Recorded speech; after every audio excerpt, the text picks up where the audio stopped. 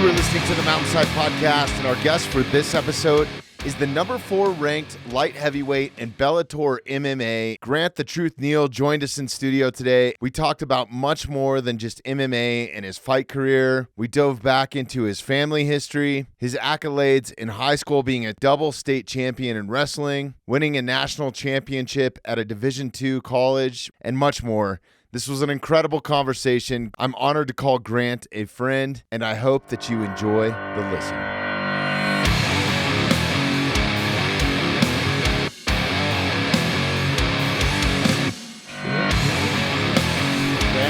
Welcome, man. Had an awesome time hanging out with you the other night at BKFC, or the after party, rather. Oh yeah, that was great, man. The cool thing about events like that and after parties are there's so many people from different walks of life that are there in support of the people that fought on that card. And the person that we were supporting there was Chris Camozzi. Yeah. And obviously we all have our teammates, but you guys were there for Chris, and it was so cool to be able to meet all of his people and the people that mean a lot to him. And man, we just kind of bonded that night just talking, and I was like, Bobby, like, I got to get on the show.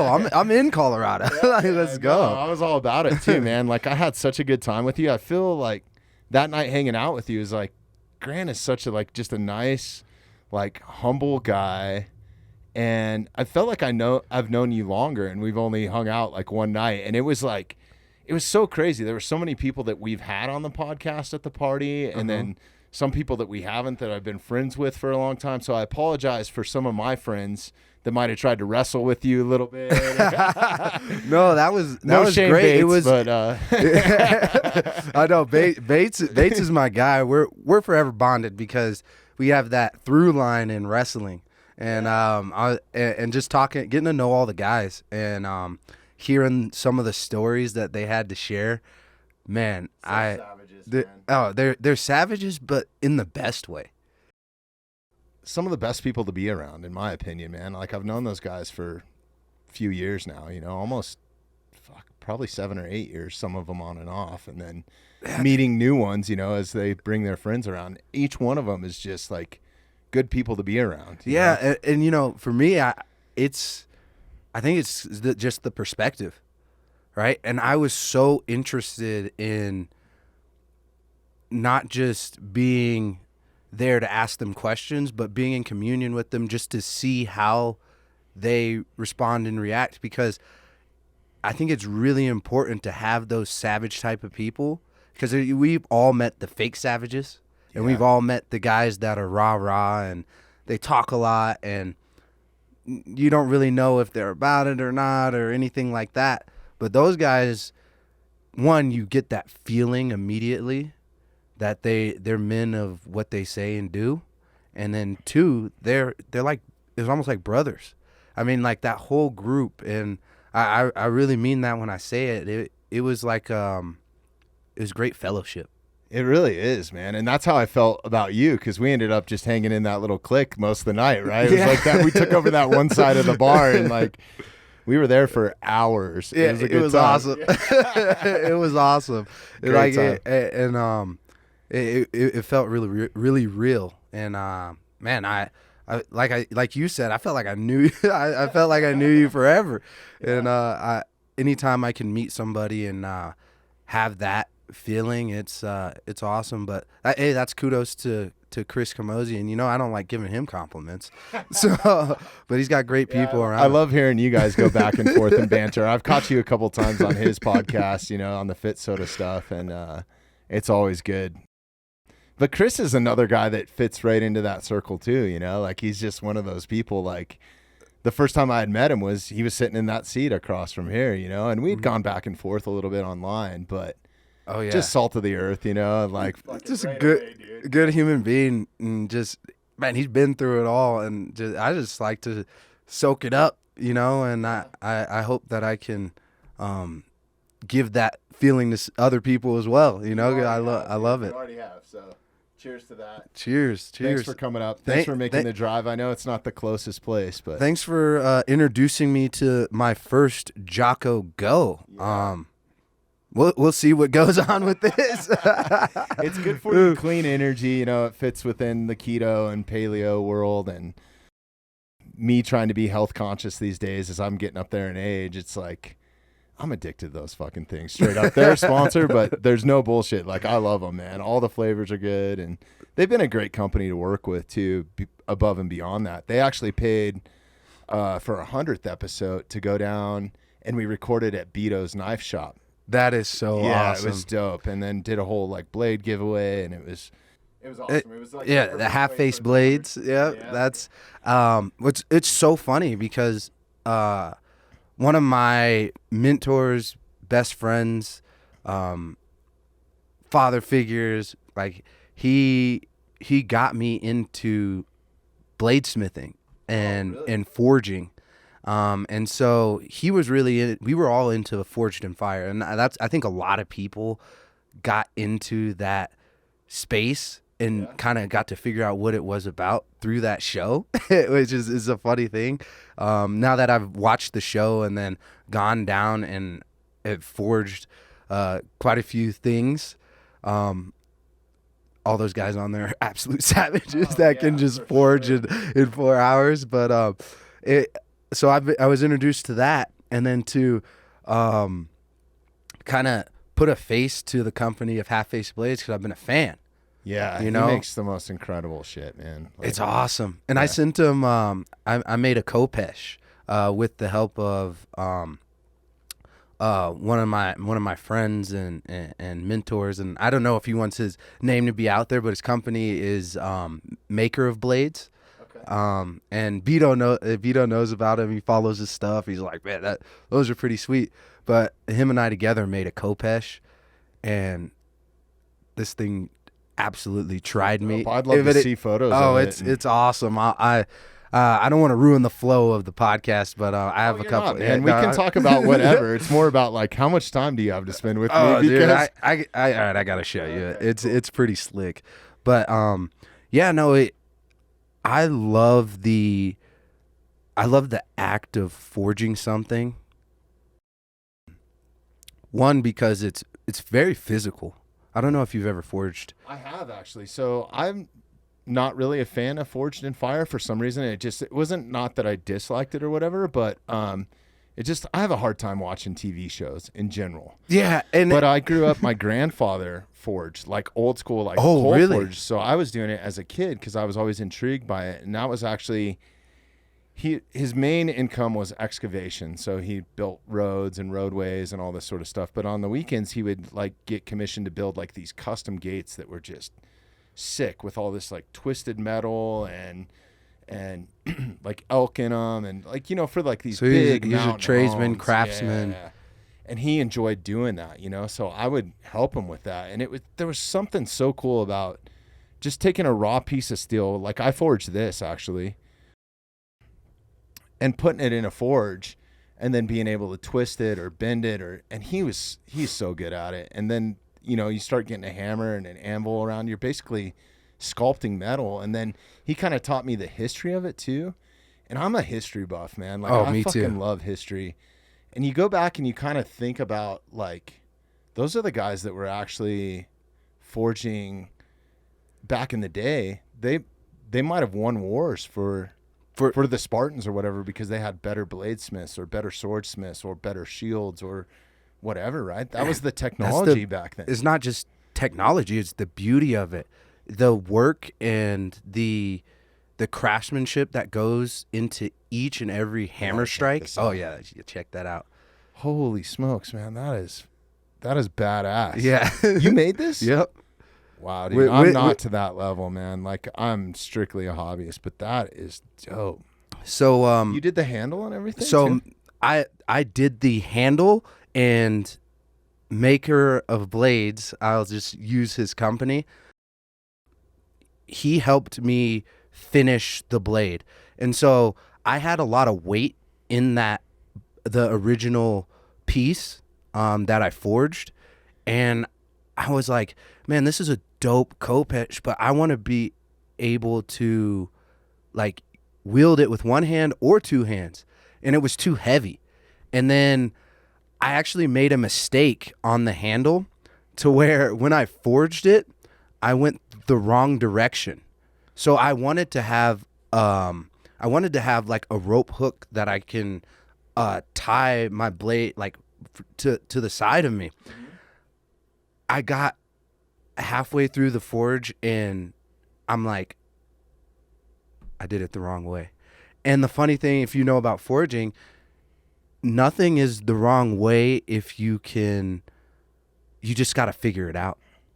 And that's the beauty of different, like building a blade. Because if you have the gall and you have the tenacity to figure it out, you get something beautiful. Yeah, that is beautiful, man. That's impressive. Yeah. You got to send me that photo and we'll overlay it over the video so people can see what we're talking about. That's definitely. so cool. Yeah, and so that was but that blade was extremely challenging. And so what he did for me was he helped to bevel the actual spine of the blade but keep the integrity of the spine, because we were really straight and we quenched well, all that stuff, but we still had too much weight. So we beveled, shaved it down, and then we etched it, and then we gave it a nice, clean finish. Man. And we wanted to use just like an African wood, just in homage of where the Kopesh derived from. Is that where? Oh, that's cool. So you did some history. Yeah, so it's an Egyptian Kopesh, and it really is. It's like a sickle. For people that are listening, we don't have the picture up right now, but you'll be able to see it. But it was used to like get around shields and to pull, but it was also used to attack, used as defense. But as you know, that's the last thing I'd want to see coming at me, honestly. But you're a history guy, and you know that most of the savagery and savage men in history, their backgrounds were what? Farming. Yeah. That's what it's used for. Tools go hand in hand, right? And so it's basically a farming tool to huck wheat, and shuck wheat. So I find all that stuff like super interesting. And with what I do, you love history. I love history. I like to study the conquerors, all the best conquerors. And I like to not just study them. I like to study what caused their rise, what caused their fall. I like to study all of that, and it transcends me. But that's kind of what I do in each fight camp, and yeah, man, like just to sharpen your mind a little bit. Oh, it sharpens my mind, get that warrior mindset, and it saying that, it goes hand in hand with the forge, because as you know, the forge that's it's a warrior mindset. It puts you in. There's something primitive about it. And it puts you in that state of being completely present. That makes so much sense, man. And like I've gotten a lot out of that too, just in mindset of hunting and we're talking about some archery. of the stuff that I do, and or even just basic life principles, like how to treat somebody, right? Because you never know. Like if you ran into Beto or Bates or some of the other guys we were hanging out the other night, or you on the street, like I wouldn't have no idea like what you guys are capable of. And that's how it should be, man. Yeah, it really should. Like you should treat everybody with respect is how I feel. Yeah, you jump in with respect, and even there's ways to handle disrespect, but also like a lot of that is just feeling, and I never trust a feeling. I just understand that it's a feeling. And then it's our opportunity to act upon those feelings. And so like I could have an immediate feeling about somebody, and that feeling could be a complete lie, or it could be the truth, but you never know until you put action behind that feeling, or there is action behind it. So I never trust a feeling. I just let it be.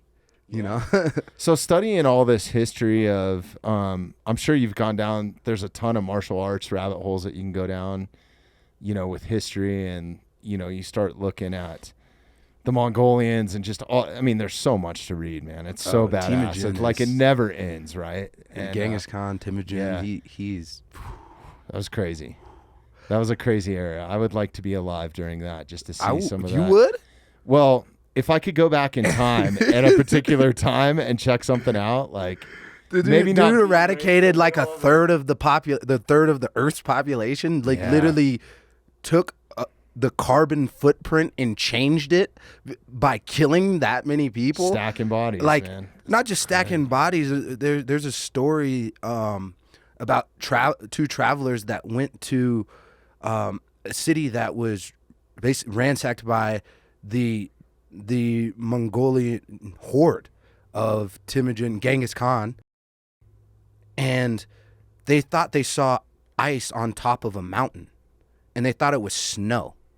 And these travelers go up and they're like, how can there be snow? It's like, this doesn't make any sense. And it wasn't snow, and it was bleached bones of all these people that he killed. like imagine, look, we are in Colorado. For people who don't know, we're evergreen, and it's like it's the mountains. You can see a snowy mountaintop, and can you imagine walking out this door, looking at that mountain, and you're seeing snow on there in the middle of the summertime, and you walk up, and it's just a pile of bones?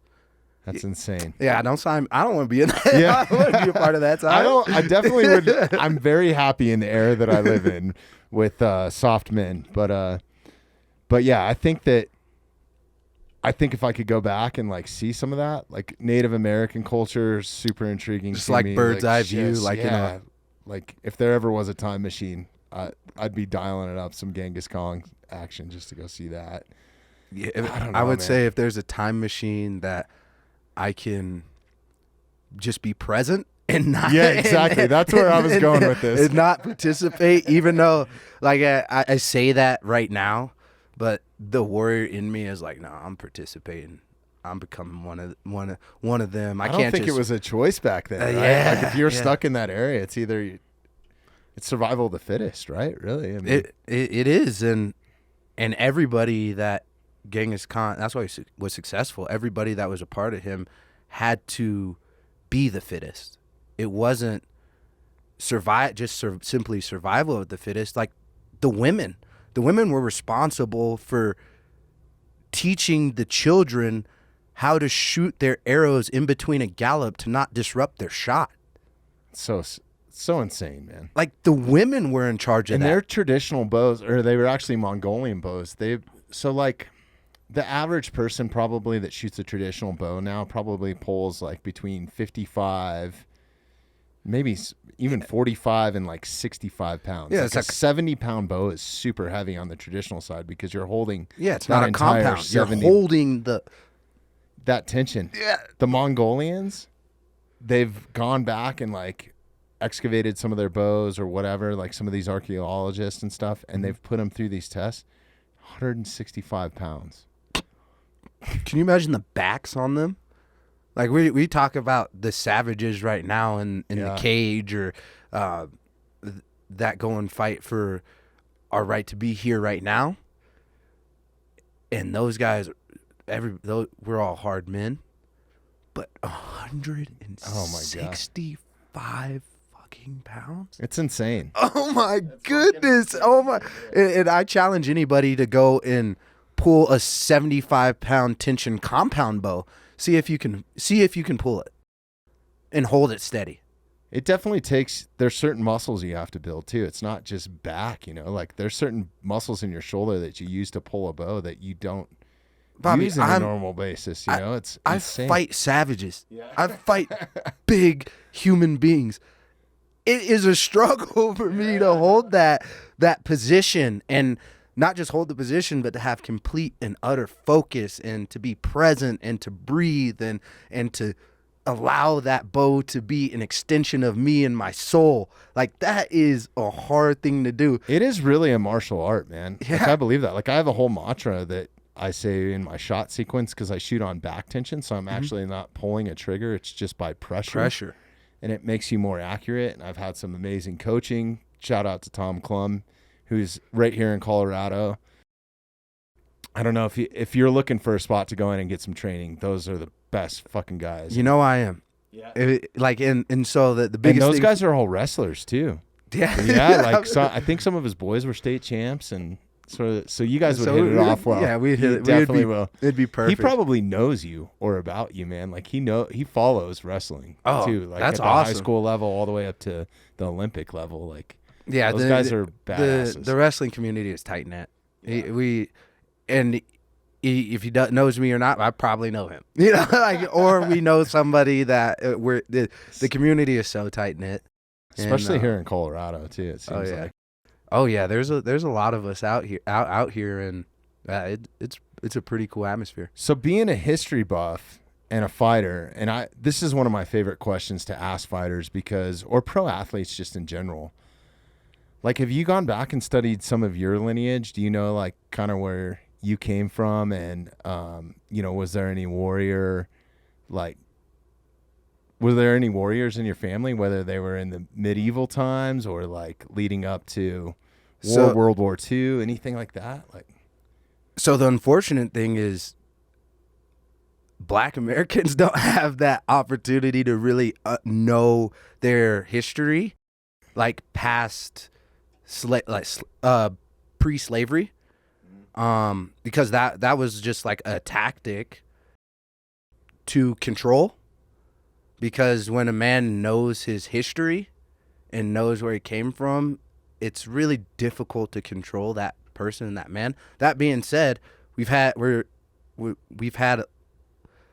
little bit of time. It's a small amount of time, but a blip in time to where a lot of people in my lineage, slavery and post-slavery, have had a tremendous effect on the person that I am today and that ancestry.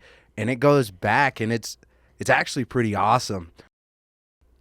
So just even more recent, my father, he was in the Navy, and his first deployment was he picked up the last troops from Vietnam when he entered the Navy at 17 and a half, joined an amphibious assault team because I remember you telling me I was catching bits and pieces of this definitely, the other night, but I want to hear the whole story. Yeah, so he did the amphibious assault route, and it was an accident. Like he was a country boy from North Carolina that wanted to get out, and that's his whole story to tell, and you don't have to go into that. But he just basically was a little lost, wanted to get out, wanted to do something. And the Navy was his only opportunity to get out of that life that he had. So he, at 17 and a half, convinced his mom to sign him to go into the Navy. And now the Navy was his mom, dad, family, everything, And back then it was pretty difficult. And Vietnam had already been over. And his first deployment was picking up troops that still thought they were fighting in Vietnam.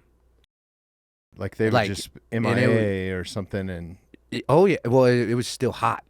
So there's still Viet Cong. There's still there were guys out there that they were still fighting, and that he's about 18, probably 18, 19, getting ready to turn 19, and he's on an amphibious assault team bringing those guys home. And that's his first introduction to war and battle. And if you know anything about Vietnam, what a place to step into. And it's holy shit. And you imagine you're 18, 19 years old, and your assignment is to go and pick up these guys, and you're like, what do you mean? The war's been over. The war's been over for 6 years. That's the shit that people don't know. Yeah. Going into the jungle. Yeah, and then he ended up becoming a part of a SWIC team. So I don't know if you know SWIC. SWIC is not like a really big thing, but I think there's a military movie that kind of showed a little bit of SWIC team. It might have been Zero Dark 30. So SWIC is they're the boat crews that go insertion and extraction, and they're in canals, and they're doing all those things, and they're really fighting battles all on all sides, because you're literally running a boat through rivers, canals, streams, like causeways, and you are an amphib, so it's attached to an amphibious, so you're on the ground and you're on a boat. But SWIC teams are predominantly boats, so they usually insert and extract SEAL teams. Man, there's so many things that go into that, to the insertion and extraction. You know, like we had a 2-star general in here actually from the 160 SOAR, and they're like the rotary wing team that takes SEALs or Rangers or whoever to whatever mission that they're doing. Yeah, and so badass, and so like I mean I have so much honor and respect, and my dad saw a lot of different things. That's elite warrior shit, man. Yeah, in my opinion. I believe it too, and but there's effects with that too. There's effects on family, effects with all that. But that being said, that spirit, that warrior spirit, that's a direct line in me. You go down another generation on my mom's side, my grandfather was in the Korean War. And he fought in the Korean War, and that's the forgotten war, as you know, and you're a history buff. But Korean War was pretty vicious, and he was a medic in the Korean War. And so I can only imagine the things that he saw. But growing up, he's not with us anymore, but growing up, my grandfather on my mom's side, he was my everything, man. He was my best friend. I would spend summers at my grandparents' house, and his one thing is he's like, you as a man, it's really important to have a trade. So I don't care how smart you are, I don't care what you're doing, what you're pursuing, anything. It's important. You got to have a trade. You got to be able to work with your hands. And so I would spend summers with him, and I'd just watch him around. He worked for Martin Marietta, Lockheed Martin, but he was also they're a part of Napier Stamping Company. So they did concrete, and they did bricks. They laid bricks. Mason. Yeah. Stuff, So and so that is hard a lot work. of mason work. It's a lot of hard work, but it's an art. And so like when I was younger, the thing I hate the most is laying bricks. Like laying bricks is hard, but like it's hard mentally because like you can't mess up. You got to know what you're doing. You got to keep that wall plumb. There's so much. There's so much that goes into it, but you see them work, and you're like, man, and they love what they do, and they love the after effect. And when I was younger, I didn't understand it, but my grandfather would drive me down Denver, and with concrete, you know that you usually got to replace concrete every 15, 20 years, whatever. You got to replace concrete and stuff, especially if it's done wrong. If it's done right, that concrete can last. Like you can have like a really long lineage of your concrete in a lot of years. And I didn't understand it, unfortunately, until he was gone. But he would drive me down Denver, and he would point out, hey, you see that? What does that say? It says Napier Stamping Company, 1985. And he goes, yeah, that's you. That's your family. Oh, that's cool. And so he used to do that, and I always was like, this is just a sidewalk on a random street. Do you know in the Denver. history of Jerry Rice at all? I have a brief understanding of it, but I haven't dove deep into Jerry So Rice's he history. attributes, and I saw this on a documentary or something. I mean, it was like a ESPN like short film or something on Jerry Rice at one point, maybe when he was getting inducted or something. Mm-hmm. But he attributes his hands and being such a good receiver. His dad was a mason, and he would send him up the wall, and he would have to catch bricks and hand them to his dad. Yeah. So that's all he did. And he's like, if you can catch a brick, you can catch a football anywhere. Yeah, exactly. So yeah, that was that in my lineage. So my grandfather he's a warrior, like and not only a warrior, but an upstanding human being, a standing man, and taught me a lot of lessons that I'm still uncovering today. Because when I was a kid, I knew there were lessons, but when you're a child, you don't really have the understanding. I know exactly what you mean. Yeah. But like going back and thinking about it, like he's had such a tremendous effect on my life and the path that I've gone. And man, and the cool thing is when he passed away, he actually passed away on a Christmas after I was scared about a Christmas tournament in wrestling tournament in so he's UNC. around to see you wrestle then, yeah, he was around to see me wrestle for a little bit, and I was scared of this tournament because this Christmas Classic this particular year was going to be harder than my state tournament as far as bracket. I think there were 2 returning state finalists and 2 state champions in that singular bracket that I would have to get through in order to be the Christmas Classic champion. And that's what I wanted.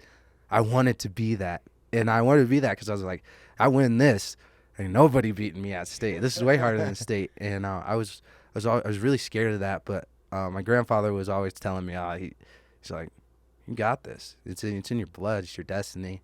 Sometimes it takes just one person believing in you. Yeah. You know, I had the right person. Yeah. Well, I had a lot of people believing in me, and it was just, shoot, I don't even know if I believed in me at that time.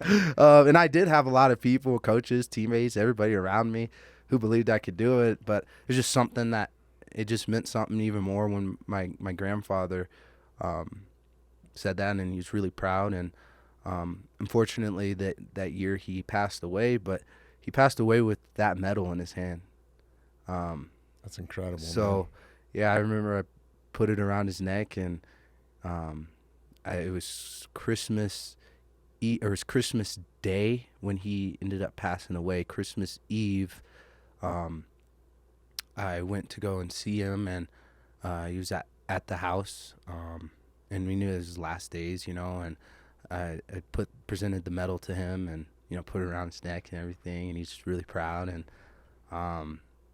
that Christmas Day, I was like, I got to go to practice, and it was a weird day, and it's just a couple of us because you're not allowed to practice on Christmas or whatever. Right. But I was like, I got to get this work, and then after practice, I got a call that my grandfather passed away, and he had that medal on him, and that was super cool.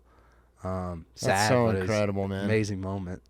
Man, time is so finite, you know. It's like I hope that I'm understanding it right, you know, because like the older I get, now that I have kids, it really makes you appreciate time even more, and like it starts coming kind of full circle. It's like, oh, it's one of the reasons why I'm living here now. It's because I was born and raised here, and then it's like, where do I want my kids to grow up?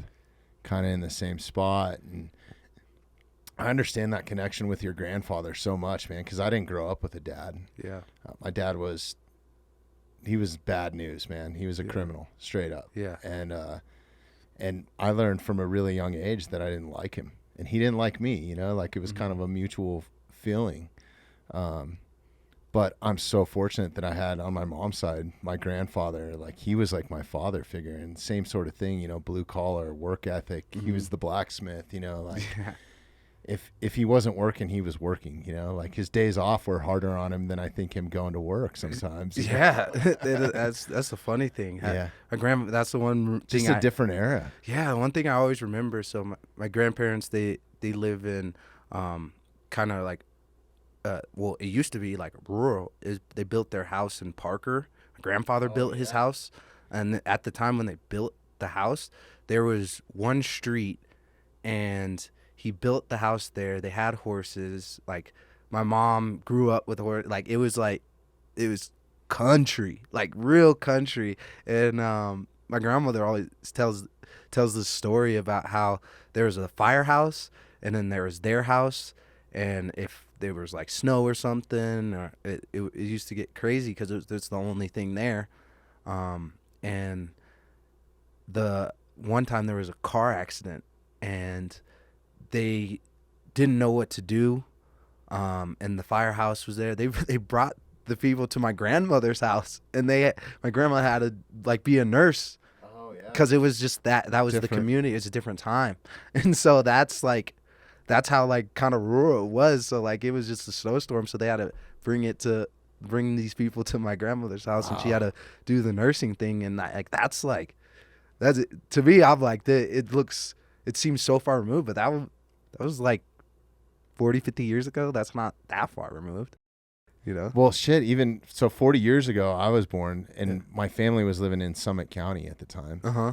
So the nearest hospital was actually in Fairplay. Oh, yeah. So I was born in Fairplay, but the doctor never made it. And thank God my grandfather was a fireman. Like, he had to deliver me. Yeah. that's that's what he was a fireman most of his career. And then as he retired, he went into road construction and stuff like that. Yeah. But yeah, it's crazy. It was just different times, you know, like even Evergreen has changed so much from when I grew up. And then my family homesteaded some of my family, a portion of it homesteaded. Where did they homestead? So basically all of Elk Meadow, the Evergreen Chamber or Commerce. So like those old barns that you pass coming down 74. Yeah, 74 right there. That was all in the family, all the way to Blackhawk, I guess, at one point. It was cattle ranch. So that's wild. So the Napier family, our Napier family farm is in Nicodemus, Kansas, and they were homesteaders. Really? So all of Nicodemus, Kansas is basically the farm, you know? And so that's awesome. Yeah, and back then, so my grandfather, there was 13 of them. So 13 brothers and sisters. Wow. They had to have a lot, different times. Yeah, they had to have a lot of kids, you know, the kids were the help, you know? Yeah. So like they but that's wild. And my great-great-grandfather on my grandmother's side, I mean, he was one of the a part of one of the first black Freemasons. Really? And yeah, he has shown on I think I've podcast. heard this story on Kamosi's podcast. Yeah, so if you guys want to go and check it out, it's on the Fit Soda podcast with Chris Kamosi, but it's pretty cool. And I didn't know for like all my family history, but talking to my grandmother, talking to family members, that it's cool. I've been, because I love history, and so I do have family history. It's just not I don't know as far back as before slavery. Even me, you know, like I knew my immediate family here, and basically what I have is like them getting off the boats and making their way. They basically just came west and were like, this is mine. Did they take the Oregon Trail or? I think so at one point. Like, I don't know that whole, and then some of them went on to California too. So like supposedly, so James Marshall that discovered gold at Sutter's Mill is supposedly in my family. I don't know if, you know, if it's just whatever, but yeah, some of them were miners. A lot of them stayed here and ranched. Some of them were trappers and just like outdoorsmen. Yeah. So that's in your blood. Yeah. So I feel a strong connection here. It's really cool where I went to elementary school and my kids are now going to elementary school. I had family members go to that elementary school and they have the original schoolhouse in the bus turnaround. So they've built a whole school outside of it, but it's just a little 10 by 10 like hand-hewed log cabin with blacksmith doors and like wow. I'm pretty sure my family might have had a hand in building that too, you know, like that's for their kids or whatever. And now your kids get to go there. It's just right up the road from the high school, Evergreen High School. So if you've been up there, it's kind of a cool little historical piece to go check it out. And I'm glad that they've left it, you know. Like that's so it's pretty cool. dope. So I feel a strong connection. But even like on my dad's side, I didn't really know. My in-laws actually got me a DNA test, which I was reluctant to take. Yeah, I haven't taken it. But it chased my lineage like all the way back. And I guess I'm like 60% Italian, and which would explain my love for pizza and pasta and shit, right? And the easy weight gain, you know. But yeah, I had no idea because on my mom's side, there's not a whole lot of Italian blood. Like it was mostly like Irish, Native American, kind of a mutt, you know, like yeah, aren't we all though, right? But I'm 60% Italian because I didn't know my dad's side. I don't know any of his family, but it chased the lineage like all the way back to there, and it brought out the Native American side too, which is like 1% or something. But it told it all in that DNA test. And I have a question. Do you know? Were you able to reach out or find anybody from your dad's side yet? I haven't. It's crazy because I get these emails, and this is one reason why I didn't want to do it. And it's like, oh, your third cousin lives, you know, 700 miles from you or whatever, and it'll start popping up like these are family members. Yeah, which is kind of crazy. And I just haven't reached out.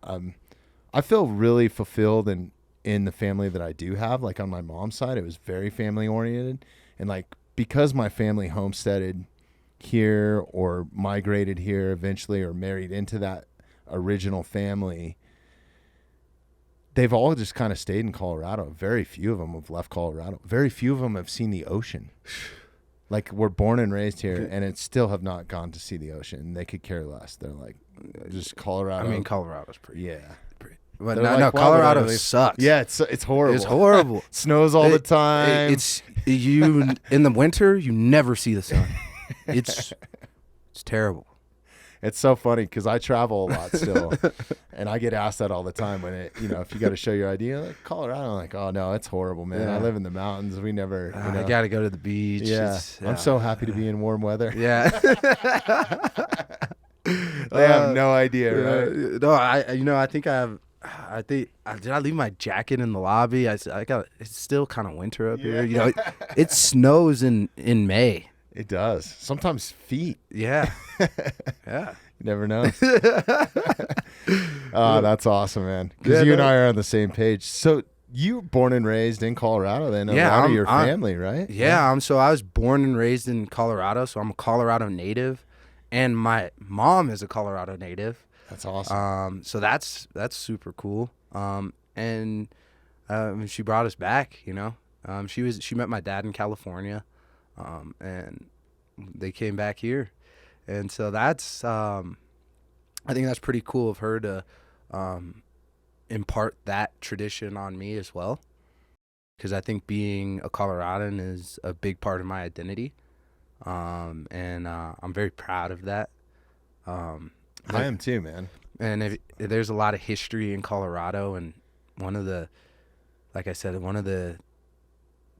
people that I absolutely admire in my sport, and he wasn't in MMA, but boxing, was Jack Dempsey. Yes. And Jack Dempsey's style is probably one of the most vicious styles I've ever seen. And the only person to emulate Jack Dempsey's style was Mike Tyson. That peekaboo, getting inside. And that was actually one of my questions, and I don't want to jump forward, but it was kind of like, where do you get your style and your influence from? Because I see you doing that kind of peekaboo little. Yeah. MMA is so different from boxing. But there's a lot of crossover. Right. But those feints, a feint's a feint, right? Exactly. And even the way that I like martial art, I think being a martial artist is being able to impart all the martial arts into your style and the way that you express martial arts. And I think that's how you become a true martial artist. And the best historical and traditional martial artist was Miyamoto Musashi. Oh, the Book of Five Rings. Yeah. Man, And so he wrote the Book of Five Rings, but Miyamoto Musashi, obviously, he used the art of war as like a template, and the folklore of his like upbringing was like, you don't just read the art of war, you have to be the art of war. And so Sun Tzu, Chinese philosopher, he's the one who wrote the art of war. And Miyamoto Musashi, his whole thing in reading that was completely outside of the realm of thinking of all the people in that time.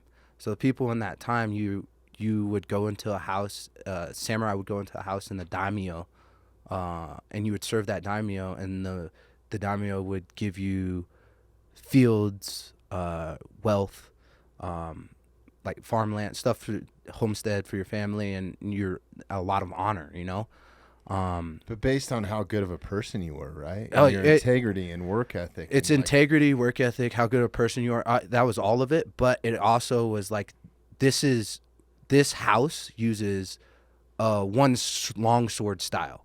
This house uses a two sword style. This house uses this certain technique, and you can't be a part of this house unless you honor that technique. And Miyamoto Musashi was like, I just want to learn the best techniques, and I want to learn as much about each technique as I can so I can determine which is the best against each technique. And that was a no-go. You know, like he was an outcast because of that way of thinking. But he said what transcends that way of thinking is the art of war. And he's like, one, you have to know your enemy. So why wouldn't I learn my enemy's techniques? You know, and right. So he was famous for doing that and famous for he's a phenomenal tactician and stuff. So like that's an influence, but like. And so open-minded too. Yeah. The way he relates like different careers and mindsets, like his interpretation of carpentry and how precise it has to be, and like carpenters of that era. It's like an art. He was just like he didn't think he was the best artist, but he understood that being able to have the patience to paint a picture and to like be an artist was like super important to becoming a good martial artist. It's about the preparation, right? And everything was like not just mind preparation, but body preparation, mind and body. It wasn't absent of either. And so circling back, that's why I think it's really important for me to understand when lineage and some of the lineage from boxing. And Jack Dempsey is a Coloradan, born in Colorado, and he's a Depression kid. He had brothers that were boxers. He was real small, super undersized for heavyweight. He quit school to box. He had nothing to his name, and he became like a pimp. And he became a pimp because he could beat people up. And he said he would do anything just to get a hot meal. He said, I would let someone smash me in the face with a baseball bat just to eat. Wow. And he said, so me going up against the Great White Hope, which is one of the most vicious boxing matches in the history of boxing. He has around, I think he knocks him down 6 or 7 times in one round. It's one of the most brutal beatdowns you've ever seen in boxing. And that is, I think it was in July 4th, I want to say 1919. So the Great White Hope crazy. Had just is there any video footage of it? Yeah. Can you see if you can pull that up? Yeah, there's video footage of it. It's July 4th, Jack Dempsey. And on 4th of July. That's pretty dope. Which is crazy because a little Black history lesson, the Great White Hope came around because of Jack Johnson. So that is, Jess Willard, 1919, July 4th. Third one down. Yep. Yep, that one right here. Oh, this is awesome. So there's a lot of craziness. So the whole video is 9 minutes long. This video is nuts because Jess Willard was the guy that everybody looked around the nation to beat Jack Johnson. And Jack Johnson was the first Black heavyweight champion and recognized as that. And Jack Johnson was a crazy motherfucker. He didn't care. You thought that Mike Tyson, the stuff he was saying was crazy. Jack Johnson married a white woman. That's why he had to fight Jess Willard I think he had to fight Jess Willard in Brazil because he was going to go to jail for marrying, his wife was white, and he would brag about it. The KKK would say if he fought and beat this white guy, they would hang him, and he told them, well, you better get your lynches ready because I'm going to beat the shit out of them. And like that is some craziness to say. Is, yeah. They had riots. They had riots for Jack Johnson in the South, and the mob controlled so much. Oh yeah, back then, too. oh yeah. And it wasn't just even no, it wasn't just that. It was everything. Yeah, right. And the government was probably involved. Oh, the government was highly involved. Like they wanted to lock him up. He had to flee the country. They wanted to lock him up for marrying a white woman, and they couldn't get him. And he always would outsmart him, always do something crazy, and he's all like, why don't you just beat me in the ring? God, and has anybody made a film about this? About Jack Johnson? I'm sure there's a film, but not a great one. But so check this out. So Jess Willard is the really big guy in black shorts. As you can see, Jack Dempsey is super undersized, super small. But if you see Jack Dempsey's style, it's very similar to what you would probably see with what Mike Tyson was doing. And Mike Tyson was a vehement studier of boxing and the boxing game. So he's using that peekaboo style, that up and down. Jess Willard is towering over him, right? But he's getting inside of his range. So watch this. He overwhelms him, gets inside his range, throws a big hook, and then peekaboos out. This was 1919? 1919, July 4th. This is awesome. And if you watch here, Jess Willard starts to get frustrated because he can't find him. He's like, I can't find his range. And every time he's out of range, he's slipping, he's moving. He's not fighting me like a man is what they would say. It's like, he's not fighting me man to man. That's what they would say. And, you know, Jack Dempsey didn't care. Look how small he is. This is heavyweight. That's crazy. This is heavyweight. Look how small he is. He's like 100. I think they said he was 195 pounds. Really? And Jess Willard, I think, was 250 something pounds and 6'6". And Jack Johnson was, they said he was, I think, 5'11 or 5'10. Wow. And so he's probably like, so you weren't making weight it. Yeah. So that's knockdown number one. But so you talk about tactics. Look at the way that he positions himself. So he's going to knock him down again. This is the most vicious round. Like, he knocks him into the ropes, just beats him up. Watch the way that he starts to position himself. So this is why there's neutral corners. Right. This is why they send you back. In boxing.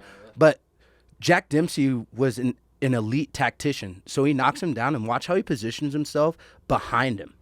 So he positions himself behind him. So he has to orient himself, and boom. Boom. Through the ropes. Through the ropes right here. And then watch, he positions himself behind him again. Because he knows. Boom. Because he has to orient himself as soon as his hands come up. Boom, boom, boom. Wow. This is one of the most brutal and vicious beatdowns you will ever see in one round. Watch, he'll do it again. I'm punching this date into the time machine now, too. Oh, yeah. And if you look what was going on in 1919, there's a lot of interesting things that were going on with the country, getting ready, the flappers in the 20s, prohibition, like all. There was a lot of crazy stuff going on in 1919. That's actually when my family, I think, lost all their property, was like right after that or right before it. Oh, wow. Yeah.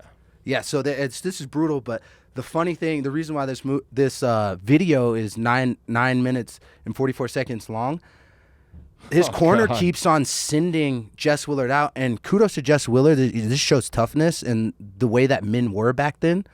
He refused to give up. Like, this is brutal. And so right here, Jack Dempsey, they thought that they won the fight. Everybody comes into the ring, all this stuff, and they get him. They take his gloves off. He's in the back, and they're all like, they said, no, Jess Willard didn't lose. That was his corner, and he wants to continue to fight. And there was a big controversy about Jess Willard. Look, he's still on the ground here. And so there was a big controversy about this fight, and so they had to clear the ring, and he took his gloves off. So then Jack Dempsey has to come back out and fight. I think he fought like 2 or 3 more rounds until he knocked him out. That was round 1. Well, that was round 1. I think he had so that was after round 1. He had to come back out and then restart and relays everything. And kudos to Jess Willard. I think he survives, I want to say, 5 rounds. But they think that Jess Willard was given the heavyweight championship. It's still a big controversy about Jack Johnson. They think he threw the fight because the KKK went down through the South and started lynching black people because Jack Johnson was winning, and he was the heavyweight champ. And if you know anything about boxing was still in this weird phase in the United States of whether it could get sanctioned or not. There's a lot of stuff with the mob. There's a lot of stuff with politicians and presidents, and is this a dignified sport? But overseas, it was dignified, and there was a lot of things and rules with boxing in Europe, and like look how many people are there. That's insane. Yeah, and so and where was this fight at? I think it was at Dodger. Is it Dodger Stadium? Oh, in LA, yeah. I think it was either at Dodger Stadium or it was it was one of the big baseball stadiums. That's crazy, and it was probably packed. Oh yeah, it's packed. And yeah, so like this fight is crazy, but I love it because Jack Dempsey was undersized. People said that he was underprepared. They said that his style of boxing isn't dignified. Yeah.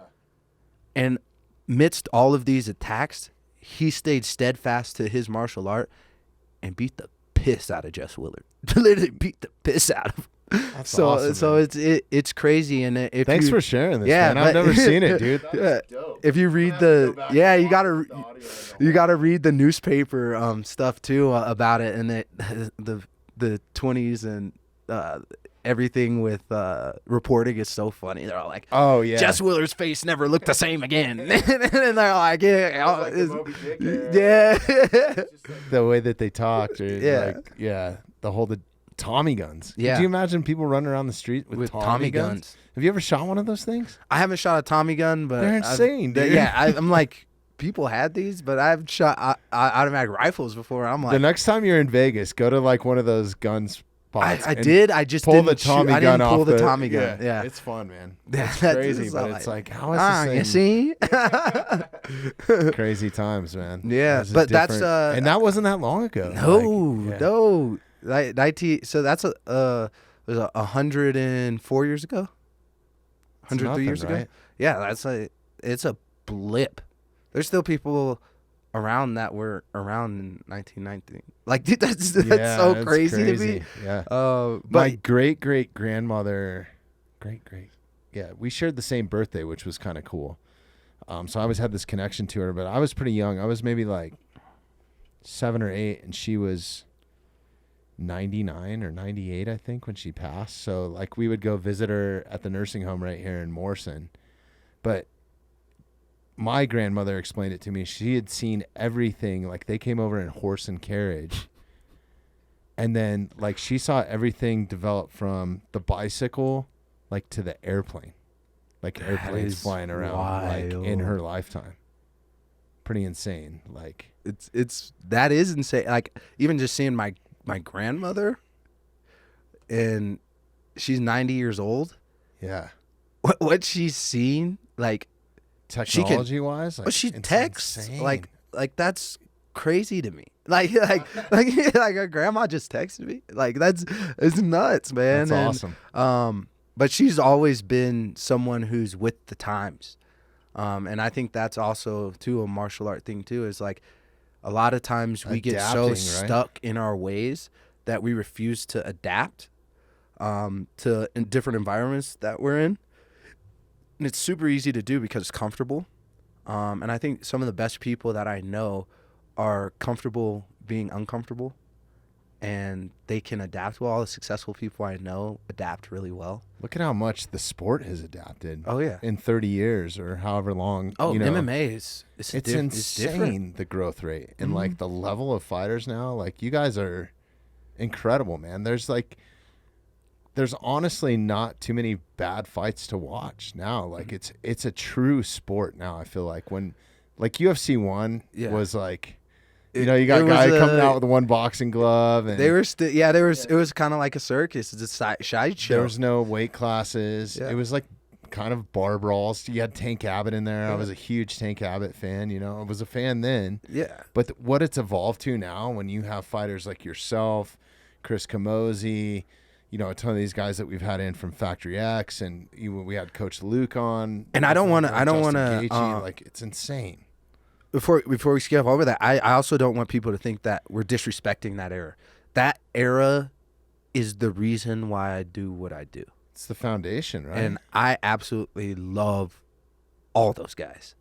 Like, yeah, I'm sure some of them will say that it was like a circus, you know? And like they're like, well, they got paid $100 a round, so all I had to do was go and fight somebody. That was great. And those guys still, I mean, they never got to reap their benefits of what they did and started. And I really hope a lot of those guys all well. And I hope that there's they are out there, and people who are fans of the sport or coming to the sport can go back and pay homage to some of those guys, because what I do now, I wouldn't be able to do it without them. It's so cool in the modern era that we live in. We just did it with Jack Dempsey, like that's fucking incredible, right? Yeah. And then you have, on the UFC side of things, you got Fight Pass. Bellator's website's amazing. Yeah. Like I went back and watched some of your fights, just to, doing a little bit of homework and just checking it out. And yeah, it's incredible, man. But that's cool that your style kind of develops from Colorado based. And then, cause when I was watching some of your fights, and I've seen you fight prior to just a couple days ago, being a Bellator fan and being an MMA fan, but your style always does kind of remind me a little bit of that Tyson era. And I didn't know he studied Dempsey. Yeah. He said Dempsey's king and Johnson is the man. That's awesome. And so and that's the thing. And I see Tyson as that, and he might not even say that about himself now, but Tyson was the man. And he's still a savage, man. 100%. Watching him hit mitts in these last fights. Not just still, he will always be that. Yeah. But now he's in his garden, Yeah. I would rather be a warrior in my garden than a gardener in a war. 100%. Right now he's in his garden. But that's that war comes, quote, man. That war comes, that motherfucker's gonna be a savage. That's never gonna change. Yeah. It's all and I see that with guys like Beto, Ryan, Kamosi. All you have to do is turn it on. Right? Yeah. And that's what I strive for too, because Musashi, he had his guarded, but when it's time, it's time. And that's why I genuinely love what I do. Love the preparation. I think I'm always going to be around it in whatever walk of life that I go by. I also want to go into medicine, and that I love that aspect of it. I love old people and athletes, but martial arts, I'm always going to be a martial artist. That's incredible, man. That's a great outlook. And I think that, the reason why I roll jiu-jitsu is for that very reason. Just it does something for me mentally, number one. But number two, it's you never know when you're going to be put into a situation. Being put in an uncomfortable situation on a regular basis, I think could help you later in life, no matter what you're dealing with, whether it's a medical thing, maybe it's a family member, they all kind of relate back to just having a mindset of pushing through a hard time, right? No matter what it is. Mm-hmm. And that's really pushing through a hard time, man. It's easy to say, and it's easy to feel like that's what you need to do. The action is hard. Mm-hmm. Actually doing it is really hard, and it's really hard to be present in those hard times. And that's to everybody out there, man. Hard times come, and I don't know what you're going through on a daily basis. You don't know what I'm going through on a daily basis, but one thing I do know is true.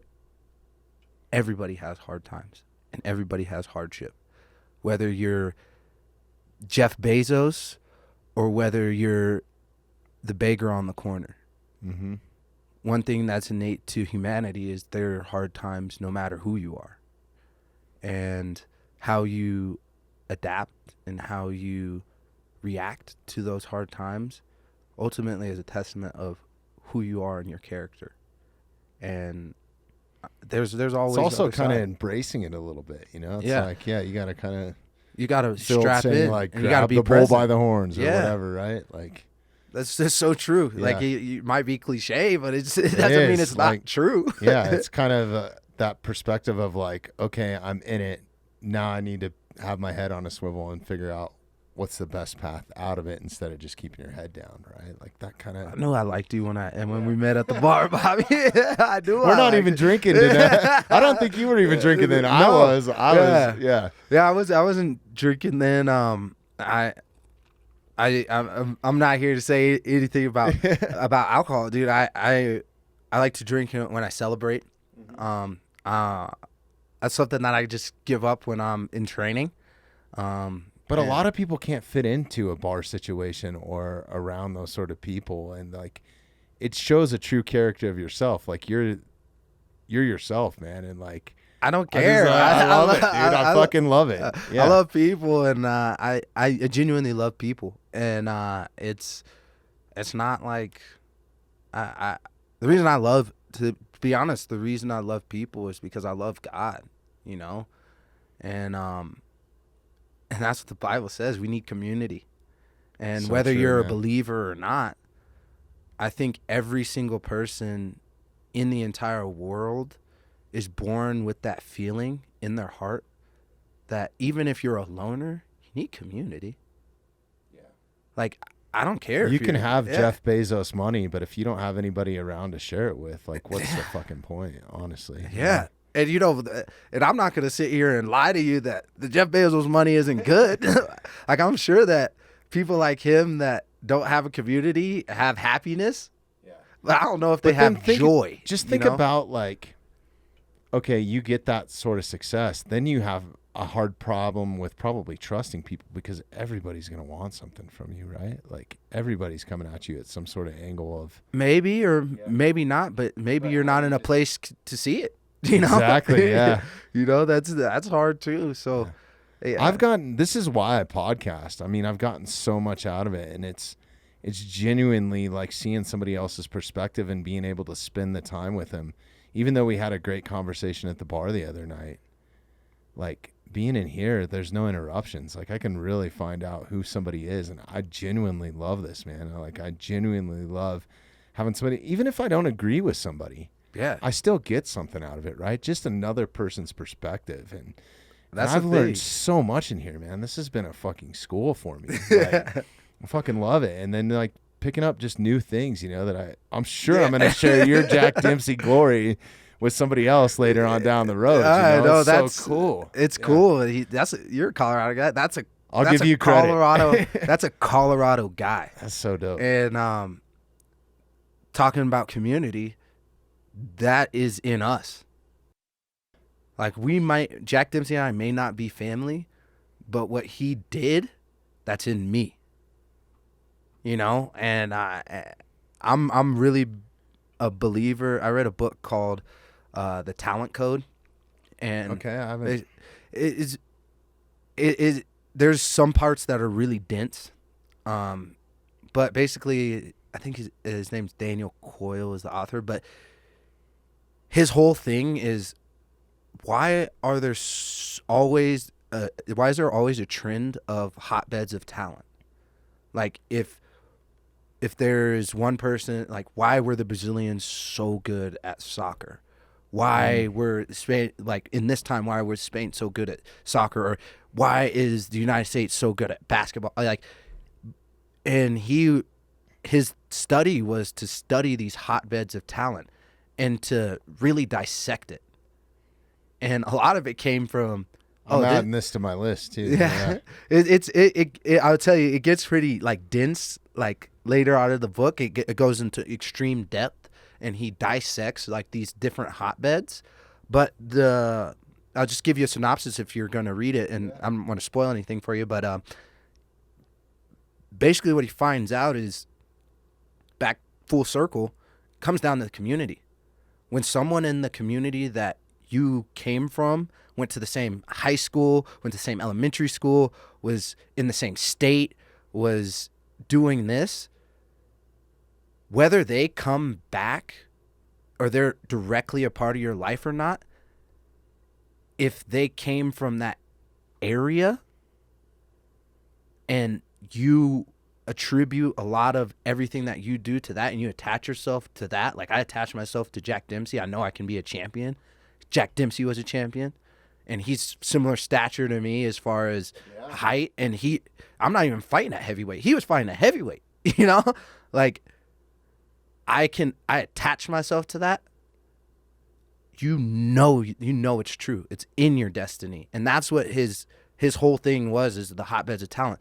And furthermore, when these people that are successful go back into their communities and give themselves 100% to those communities that they came from, which it kind of do. Like I pay homage to Evergreen in this area because like, but it that pours gasoline, it pours kerosene on that little spark. So I don't know. There's probably a kid in Evergreen that looks at you as like, oh my gosh, this is. I hope my son is. Yeah, like that's my goal in life, is like to be that role model, that example, and because you put it out there, he is. And like even with my grandfather, I knew he knew, but I wasn't. When I was a kid, I wasn't not able to say that. Right. Your son knows because my grandfather knew, and that's what you want, and you've put that out there. Whether or not he's gonna go through times, and he's gonna, every man pushes back against their dad, and there's disagreements and stuff. But when it comes full circle, because you know that, your son's gonna know that, and I genuinely try, and my daughters too. It's not just my son, but for both of them, it's like, I don't know, man. Fatherhood is a crazy thing. It's changed my life, and I can't wait for it.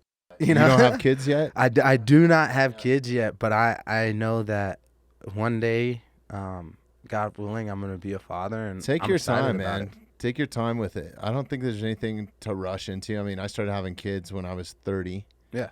And I had a crazy, awesome career prior to that. Got to go all over the world, multiple times and see so many things and experience so many things that I truly feel like made me a better father with all that sort of experience. Because you see some of these kids that have a kid at 18 or 19. There's nothing wrong with that. They can still be great parents. But I just feel like there's so much to learn in that adolescence of coming out of high school, going to college. You're still a kid. Then going into your career, right? Yeah. And you're going to stumble. There's going to be hiccups. Shit's going to happen to you that's out of your control. Like stuff's going to come at you from left field. And you might not even have anything to do with what's happening. It could be a legal implication. It could be you're working for somebody that has, some sort of thing. Like it's so crazy, man. Like there's so much shit that can happen to you in life. And I think if you can set your kids up for success in that before it even happens to them,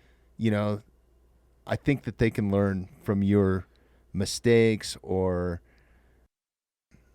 what's worked for you. I think it's so important. And if you can start that imprint, and if you realize that, if you can stand back and look at it all and start those little imprints prior to them, actually getting into like their teenage years, I think it's so important, man. So like, I think it's all right to start later in life. Even, if I would have started in my 40s, I still would feel comfortable with it. Like you want to be around for a majority of their life to experience it too. And we don't get to choose.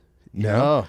Like it just like that. It's like I could be a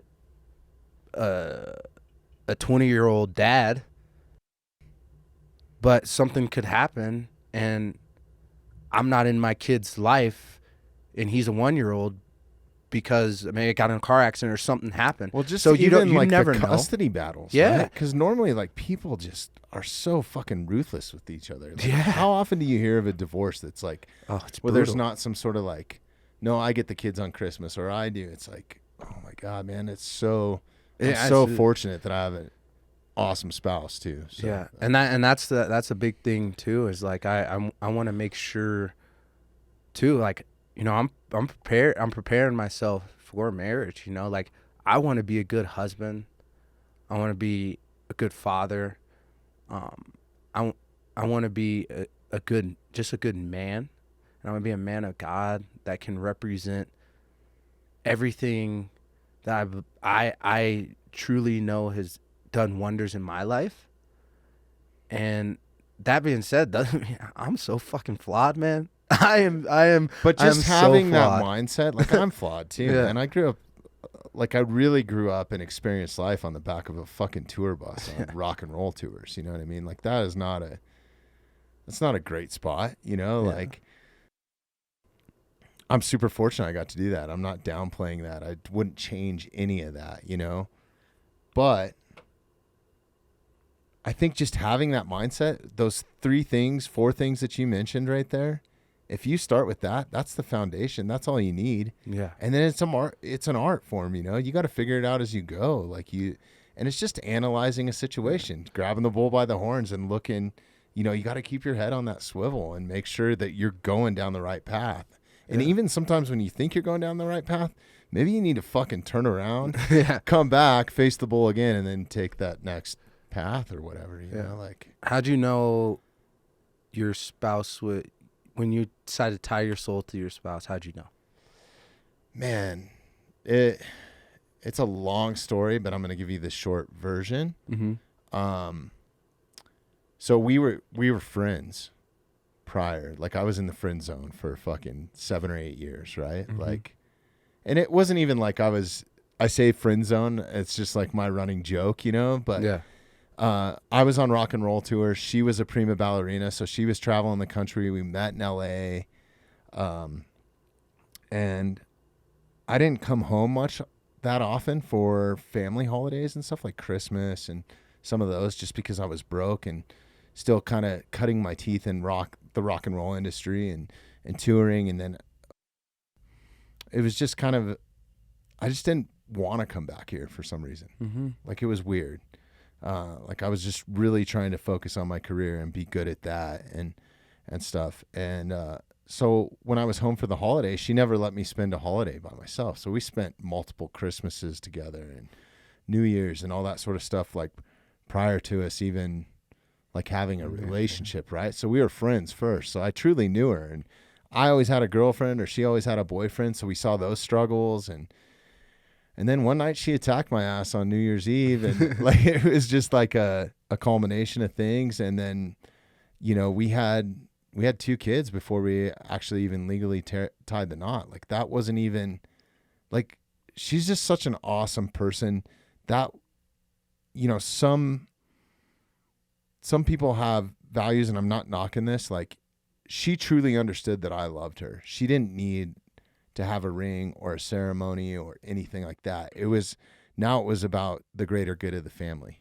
Yeah. Like, does this financially make sense, or what could we do with this? Could we experience more by doing it this way? And then we got all that, you know, full circle. We did a ceremony. We went before a judge, you know, and did it actually in Fort Collins, and then had our ceremony at the lake house here in Evergreen, which was super dope, you know, and it was really great because our kids were able to experience it too, you know? So yeah, I didn't know. It just kind of happened to me.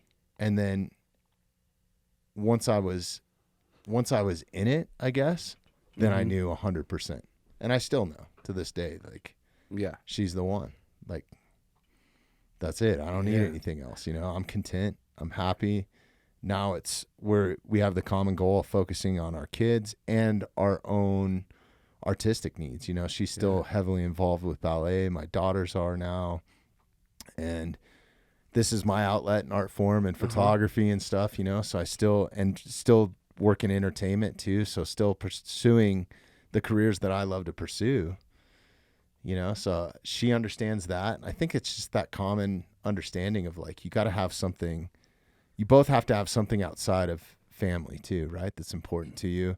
And then having support in that. I think those are the most important things. Yeah. I think you got to have a teammate. It's not about like, cause I've been thinking about like, at some point, some young man is going to come to my doorstep and ask for my daughter's hand in marriage.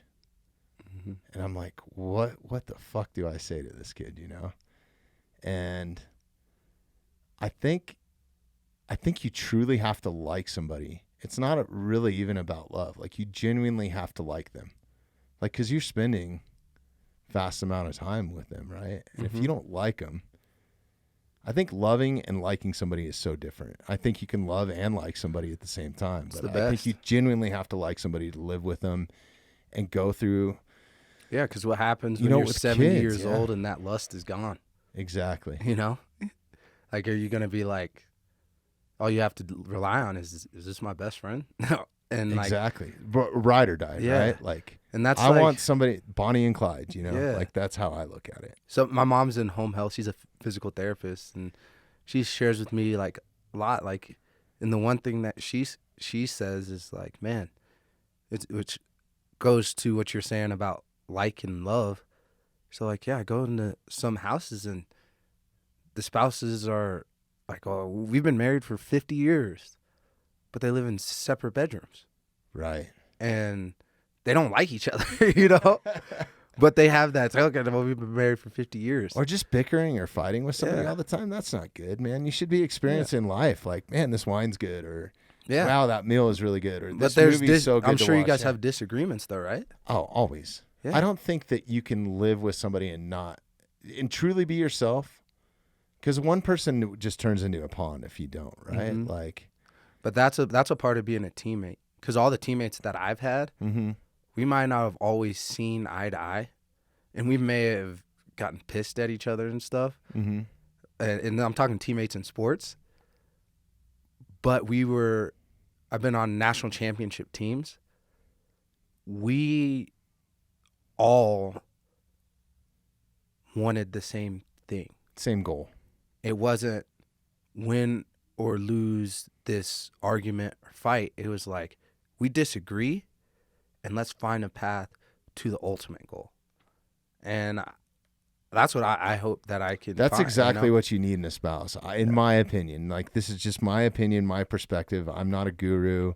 I'm not saying that my marriage is 100% perfect. I'm I don't sure think that I anybody's have is. some faults, You know, right? I don't think anybody's Just ask my wife. I'm sure there's some shit, like, you know, that I do that gets under her skin. But that common goal of like, okay, this is what we're trying to achieve in life.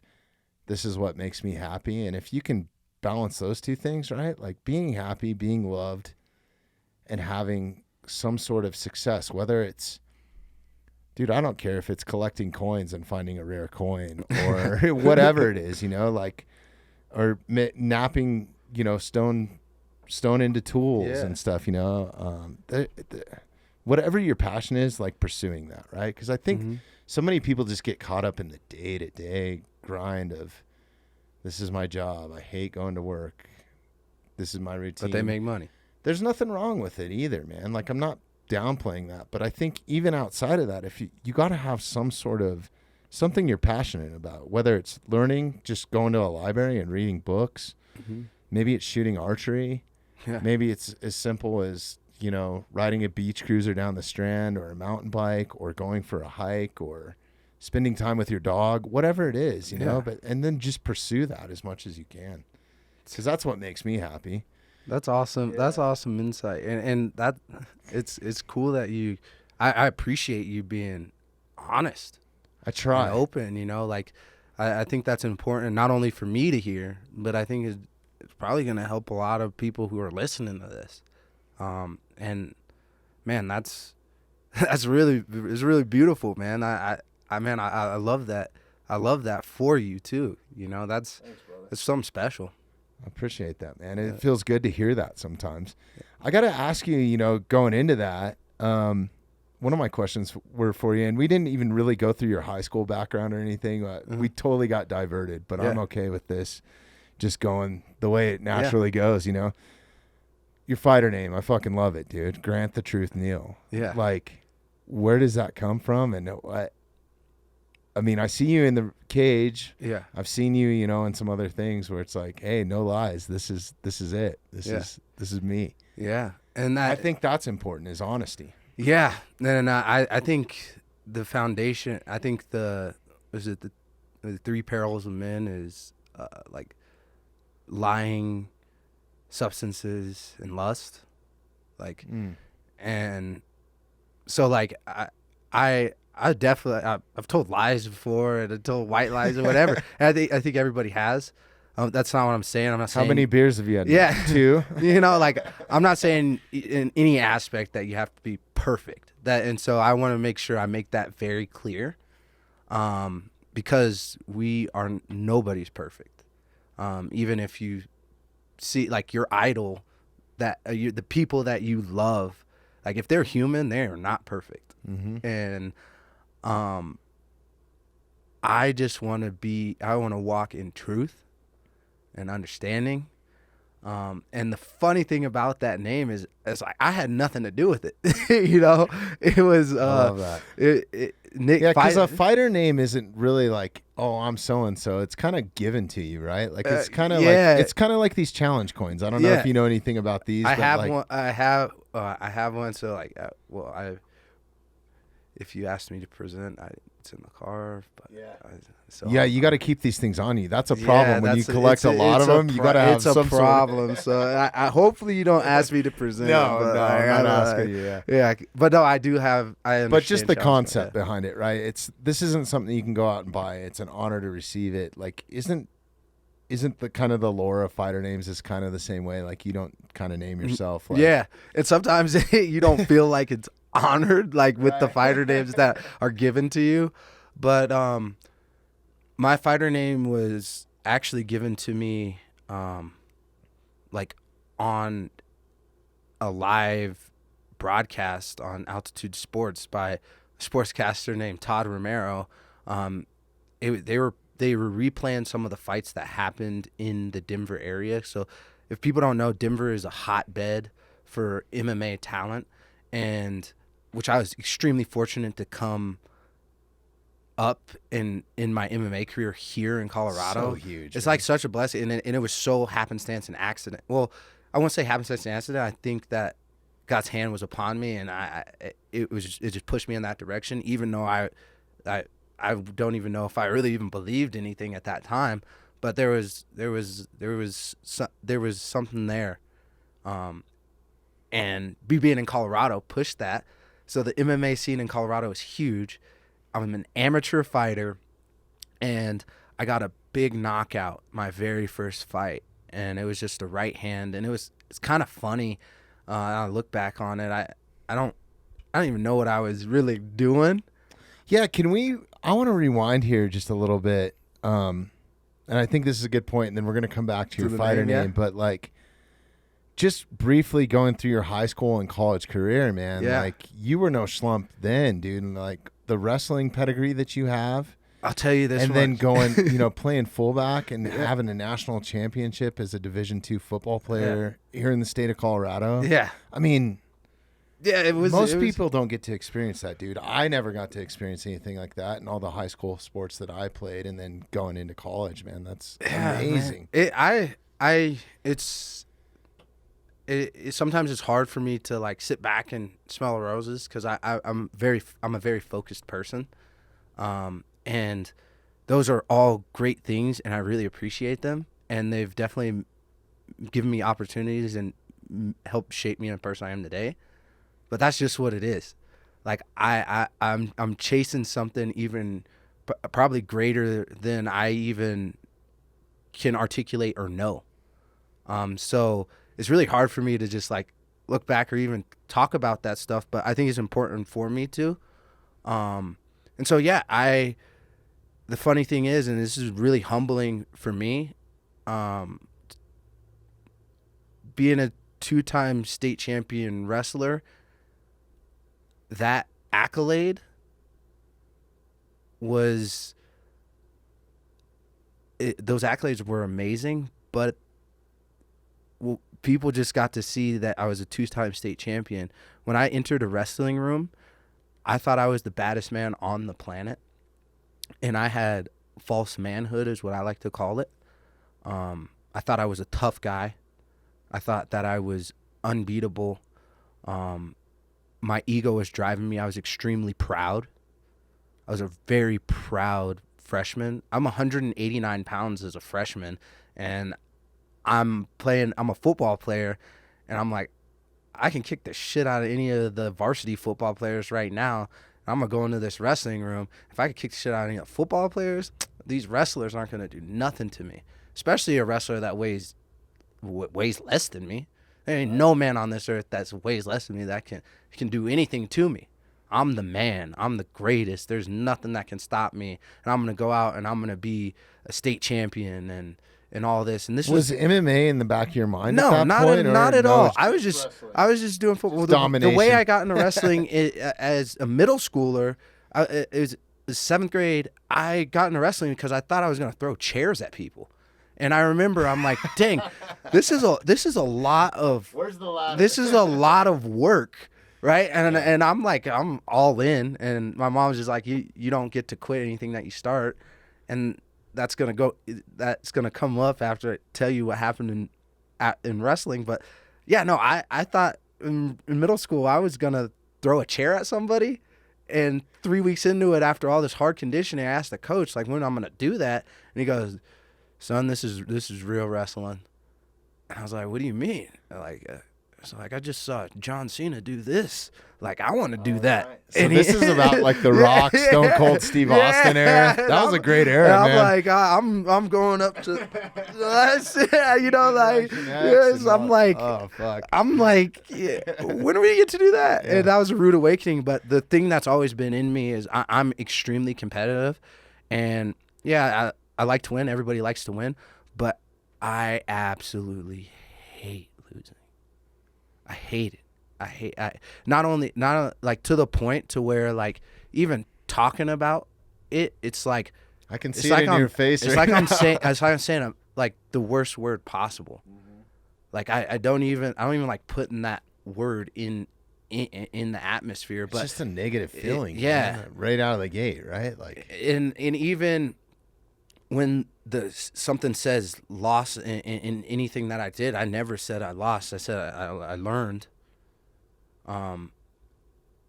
But in wrestling, my freshman year, coming in so proud, I was humbled beyond belief. I cried. I was the biggest pussy. I cried I was the biggest pussy in our room. I cried every single day. And I wanted to quit every single day. And I'm so ashamed. And it's scary for me to even say that. Like, because I don't want people to, like, think, oh, yeah, this is a tough guy. No, I was not tough. I thought I was tough. Mm-hmm. And it absolutely wrecked my life. Some of the worst things I've ever gone through have been in a wrestling room. Oh, honestly. My goodness. It wrecked my life. And I'm like, I'm never going to be good at this. Going into like the regional tournament in Colorado, in the regional tournament, you have to be top 4 in regionals in order to make it to state. I was an under 500 wrestler. Really? Going into the regional tournament my freshman year at 189 pounds. I was under 500. So you were a state champ as a freshman, or? No. This is what helped me become a state champ. Sure. I'm under 500. Which means I've lost more than I've won. you know? And I thought I was going to that room as no one can beat me, you know? And I just told you how I felt about losing. And I ended up going to the regional tournament, and I placed 3rd at regionals. Holy shit. And punched my ticket to state as a freshman when I don't even think my mom, not only don't think my mom rushed down to the regional tournament because I was like, yeah, I think I'm going to state. So she was doing something completely different because she's like, oh, he's probably going to go 2 and out. And so she's like, I can't even wait. So her and my dad rushed to the tournament to see me punch my ticket to state, you know? And that's awesome. And so you were saying a few minutes ago that you wanted to quit, but your mother had a hand in you not, or something. Oh yeah, or this was actually that actually is my junior season. So I went to state. I won my first match, and then I had the quarterfinals match, and I was beating a kid really bad, and the ref like really had it out for me, and the ref since then has not been able to ref in Colorado. Really? So he started giving the other opponent points instead of taking away team points, because my coaches were furious about just certain positional things. And I was up by 9 points, and the guy ended up beating me by 1 point, and he didn't score a point himself. And so, if that made, and so right. at that point I was just like, fuck wrestling, this isn't fair, and which is a mantra to life. Life's not always fair, and you can be doing all the right things, and then still shit can still hit the fan. That's kind of what I was getting at a few minutes ago, man. Yeah. It's like you never know. Yeah, so and like wrestling is an awesome precursor for life and how you handle things. And well, I handled that poorly, and I was just like, I'm never doing this again. I ended up just defaulting out of the tournament. Like I didn't do anything on the backside, and I had terrible character in that match and the matches after that, and I just was like, that was a poor me mentality. Sophomore year comes. I'm still pissed off about that year, but now I know that I'm capable of winning and I'm capable of making it to state. So I had a lot better year my sophomore year, and I believe I lost maybe 6 matches. So I lost about 28 matches my freshman year. I think I lost 28 matches my freshman year. I think I lost 4 or 5 matches. No, I lost 6 matches the rest of my entire career. Holy after shit! freshman So a year. huge turnaround. Yeah, and so my sophomore year, I got pretty sick during the tournament. I had a pretty bad asthma attack. I fought as hard as I could. You have asthma? Yeah, I have asthma. Yeah, and so my asthma was like allergy induced or sickness induced, and I got really sick. And so then I was sick, had a bad asthma attack, and my mentality was starting to shift. So before, old Grant would just be like, "Nah, I'm done. Like it's over." Like, but I fought through, and I finished every match.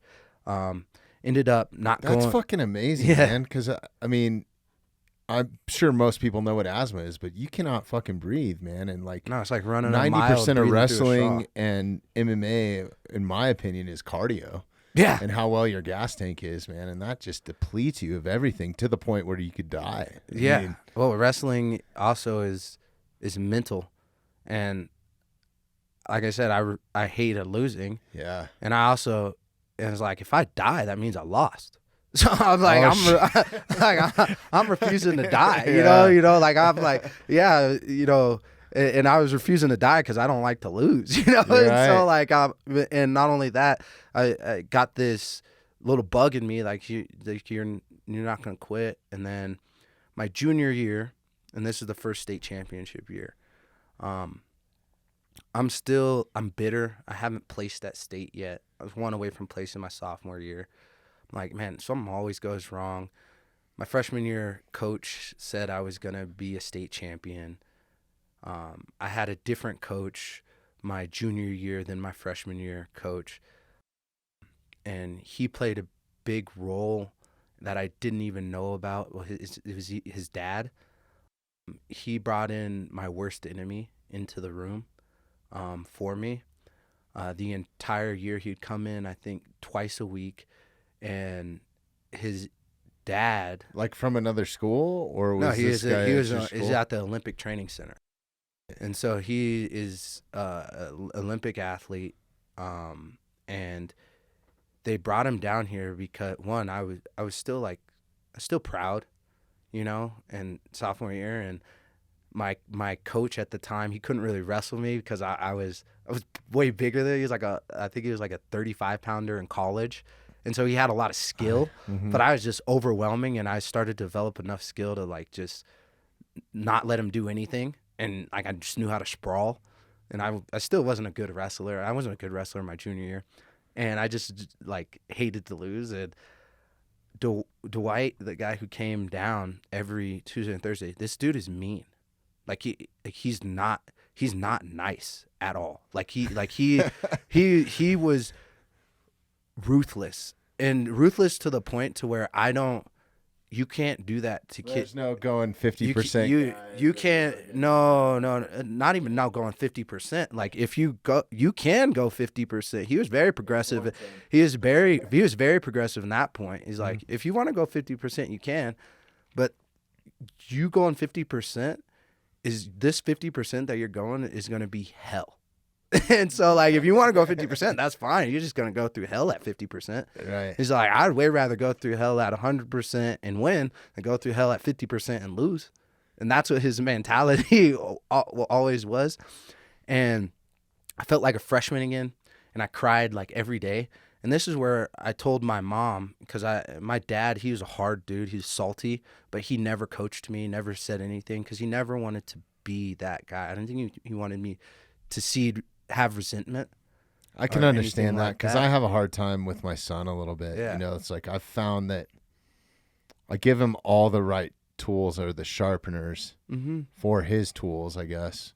Yeah. Like my dad. But I have a hard time like really pushing him. Like when he's doing push-ups, I want to tell him like, dude, you're such a pussy and you're fucking doing it wrong. You know, like you have horrible form. You know, like, but that's not. Yeah. You can't say that. I mean, a real coach, that's how they get under your skin and let you know, like, fuck, I better do this right. And so that's in my opinion, or that's how I grew up. Like, I grew up with coaches that would literally abuse you, especially in the wrestling room. Talk about abuse, like I was abused, and the funny thing is like the moms nowadays in wrestling, bless their hearts, like wrestling is a hard sport. And your kid is going to have a point at some time where they're going to want to quit. And unfortunately, nowadays, that is applauded. You know? Yeah. Like, and my biggest thing is you never quit on a bad day. Like, that's my one rule. I coach at Regis now as a wrestling coach as well, just trying to give back. But that's awesome. That's my rule. Yeah. You don't quit on a bad day. And I learned that from my mom because I came out and I think I had 2 black eyes and from Dwight. And I'm just bawling and I'm crying and I'm like, I'm quitting. You can't tell me any different. I don't want to wrestle. I'm not wrestling anymore. And my mom looked me dead in my eyes, and I've never seen her just so stern. I thought I was going to get a mother's touch and console me and pour me. And I now I probably think this was harder for her than it was for me because she can see where I'm at, and that's probably what she wanted to do. But she knew that was not what I needed to grow. And I applaud my mom. That moment in my life has been probably one of the most defining moments that's ever happened in my life. She said, Grant, this family doesn't raise quitters, and you're not my son if you don't quit. If you quit. If you quit. Wow. And she said, we finish what we start, and you made a commitment, and you finish what you start, and if you decide to quit, get out of my car right now. You're not my son. No son of mine is a quitter. That's so gangster, man. And she looked at me stone cold, like, just said that. She said, my son doesn't quit. And I, like, got chills because my dad always told me to honor my mother. And I just knew that. And I thought I was going to get something totally different. And I'm like. It really takes a good woman to raise an outstanding man. My mom is phenomenal. My mother is phenomenal. And that was just, that moment changed the rest of my high school career. Dwight still beat the absolute piss out of me and was the meanest person still to this day that I've ever experienced. Do you guys still keep up with each other? Oh, he's so mean that he's a part of my camps now. He's my wrestling coach in my camps now, but it's a lot different. Now he's a little more a little more chubby, and I beat the shit out of him. Yeah. But it's like I always tell him, I was like, yeah, you remember this? I'm getting it back. Yeah. But no, he's still an important part of my camps and fighting and everything that I do now. But man, I go on and I talk about winning. I never cared about winning. I was more scared of, I got to see Dwight on Tuesday. It's like, none of you, I was like, I got to be prepared to go and wrestle Dwight. And so all the high school kids that I wrestled, I was like all the way up until the tournament, I wasn't even like remotely scared of them. I just thought, man, I got to be able to practice with Dwight. So my junior year, I was coming back from injury from football. I lost one match, came back and won everything, and my semifinals match, I wrestled a guy named Giangelo Hancock, who ended up being a gold or a bronze medalist in the Olympics. Wow. He was a prodigy. Like he was really good, and everybody said that he was going to beat me. Dwight told me if I get in any trouble in the match, do a lateral drop. I didn't even know what a lateral drop was. And I was a bad wrestler. I was a bad wrestler as a junior, but Dwight, my mom, my coaches, people around me put in me, you refuse to lose. Like, they got to kill you. Right. Like, they got to kill you. And so I got and that accountability, right? Like, mainly. Yeah, mainly accountability too. So I was like, man, this dude may be better than me. He may be the prodigy, and I have to see him in the semifinals, but he ain't fucking tougher than me. And sure enough, I'm down. I throw a lateral drop, end up winning that match, putting him on his back, and going to the finals. And I wrestled pretty tight in the finals, and I wrestled a kid that had beat me all 3 years, and I finally get to see him in the finals, and he's wrestled his whole life and everything. And the first period, I just beat the dog piss out of him, and then I just started coasting just to win the match, and I learned a good lesson there. Won the match, everything, and I'm so excited. I'm a state champion. Not only is my mom proud of me, everybody else is proud of me, but now this motherfucker who's been kicking my ass this whole time, never has he said anything good about me the entire year with all the matches that I won. He hasn't said one good thing about me. I'm going to win the state championship. He's going to say a good thing about me, finally. Like, he's going to be proud of me. He looks at me and he goes, "You happy about that?" And I was like, yeah, I'm state champion. That's what it's about. He goes, You wrestle like a pussy. You wrestle like you were afraid. You wrestled scared. You shouldn't be fucking proud of that. Wow. And in that moment, it just crushed me. It crushed my soul. I was just like, "What do you mean? I'm the best. I did it. I'm the best." He's all like, "You should be ashamed that you're proud of that." That's what he told me as a state champ, and that's what I'm saying. Yeah. Kids nowadays, kids nowadays, you can't talk like that. It's gotten so strange. Yeah, it's gotten so you can't strange, do that. Man. But and then senior year, I was a motherfucker. Like, I didn't have an offensive point scored on me my senior year. Wow. Not one offensive point scored on me. It wasn't just beat down. It wasn't just win. It was beat down. I beat the shit out of everybody. So in senior year, it was scorched earth. That's where my mentality and my skills started to catch up. And not only that, I remembered what Dwight said. And in my finals match, I subluxed my shoulder. My coach put it in.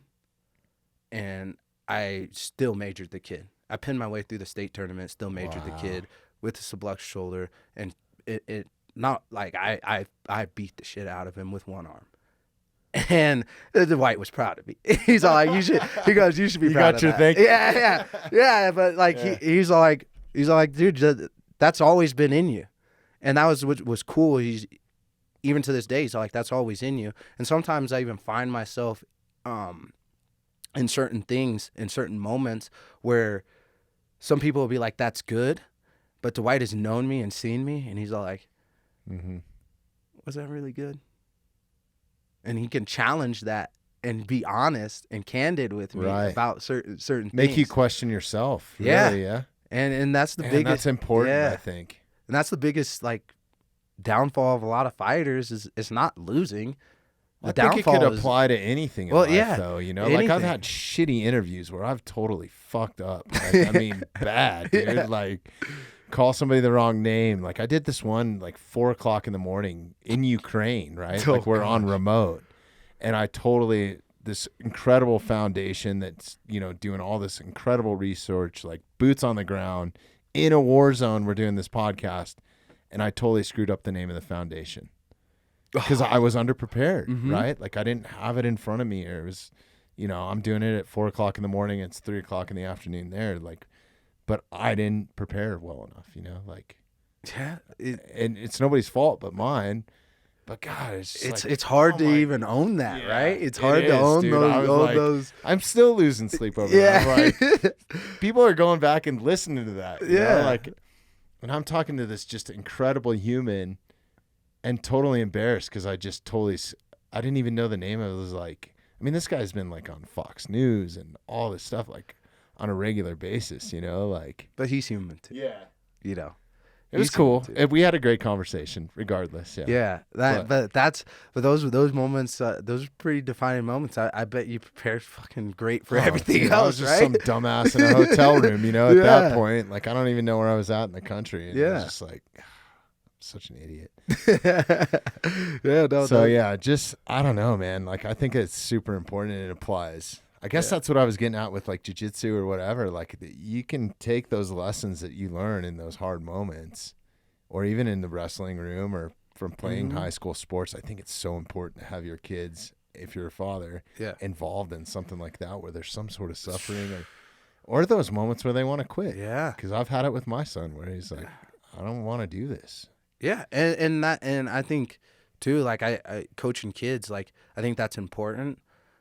And then I tell all the kids, like in wrestling, I was like, this is gonna be the hardest thing that you do in your life. Dan Gable says once you've wrestled, everything else in life is easy. Still to this day, that's held true. Yeah. Like I've been through a lot of hardships, but the wrestling room there's nothing that's been been more hard. How much do you rely on that now in Bellator? I mean, like, it's tremendous. Your wrestling game, your takedowns are incredible, man. Like, man, I appreciate savage. That. There's a lot to work on, but it's just I really do actually appreciate you saying that. But I'm still a work in progress. Like, people have not seen the best Grant Neal. They still haven't seen that. That's scary. It might be scared, and some people might not be scared, but you don't got to be scared to get your ass whooped. Mm-hmm. Like I am evolving and constantly challenging myself to paint the canvas with my masterpiece, and unfortunately, that's going to be my opponent. Well, it's showing in your growth. Like, I mean, from watching you back, in like, was it Sparta Combat League? Mm-hmm. And then, up into Bellator. Yeah. It's kind of a night and day almost scenario, man. Like it's been beautiful, man. Yeah, I love the process. I love watching it too. It's like I went back and watched some of it because I needed to refresh. I was like, God, fuck, I remember this fighter. This was so good, and I love it, man. I really love what I do. Sport. You know, like I tell people all the time. It's funny. I get some like parents coming up to me. It's like my son wants to fight MMA, or my daughter wants to fight MMA. Like, are they hard on you for that, or what do they? For me, I don't really. I try to tell every like parent and every kid, like, you may think you want to do it. I'm like, don't do it. Mm-hmm. And if they can hear that from me and they still want to do that, then I know, okay, there's something there. But I tell everybody, like, don't do it. And then, like, a lot of people see the good things about MMA, so they see like, hey, I see the Conor McGregors and the Justin Gaethjes and the Drew. Like I see that. Do you know what these men had to do? One, to get to where they're at, and two, the turmoil in their lives and the sacrifices they've had to make and the things that they've had to do to get there. I'll say this clear. There are so many ways that are 20, 30, 40 times easier to make money than MMA. Because if you're in it to make money, I'm a number 4 light heavyweight in the world in Bellator. Which is fucking badass. And I still have to work on financial planning to get my bills paid, you know? Yeah. Like, you know, like if you want to make money, This is there's so many other ways. I would way rather be making money. I can make money doing a podcast, talking to really cool people. Like, do that. The fighting is yeah. But you're really good at it and you love it and you're passionate about it. And when you're passionate about something, the money will come. It'll take care of itself. And I don't know what's going to happen today or tomorrow. Like I'm throwing my bones into somebody else with 4-ounce gloves on.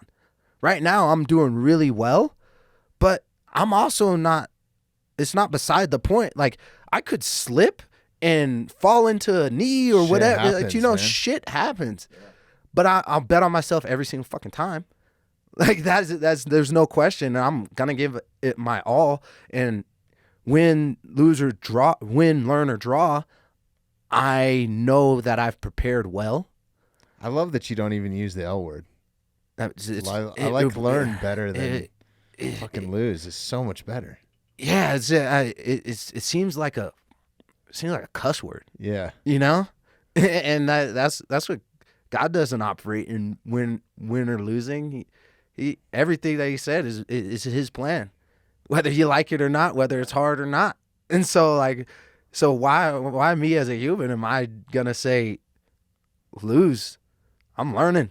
Yeah, you know, like, and so God damn it, Grant, this is fun, man. So okay, we're 2 hours in right now. Oh shoot, yeah, which is awesome, man. We haven't even touched on it. I mean, if you can spend a little bit more time with us, I'd love to have you, but I want to be respectful of your time too. I know you had to drive up here, and I don't know what you got going on. I'm a Coloradan. Okay. I took care of my obligations for today. I love it. As the kids say, I got time. All right. Hell yeah. All right. I'm going to keep you here for a minute then. So sorry, back to your fighter name, because this is where we just keep spinning off, and I'm really bad about this, but it's like, I'm so selfish at this podcast thing. It's really not for the listeners. It's for my and this is where it goes, right? Well, this is awesome. I hope you guys are getting something out of it, and if you're not, I guess you could turn it off or whatever. You know, like I'm not forcing you to listen, but yeah. So back to your fighter name. Yeah. So Altitude Sports, right? Yeah. This goes on. Now we have a little bit of a background. I'm sure that this guy knows about your background as a two-time state It's champion, funny. His right? son. I met him through his son at Regis, and they needed somebody to. Regis needed somebody to take his son to school, and nobody signed up for it. His son's a freshman, and I'm a senior. And at Regis Junior High School, they don't have like a busing system, and they sent like a newsletter out to all the like the parents and stuff, and.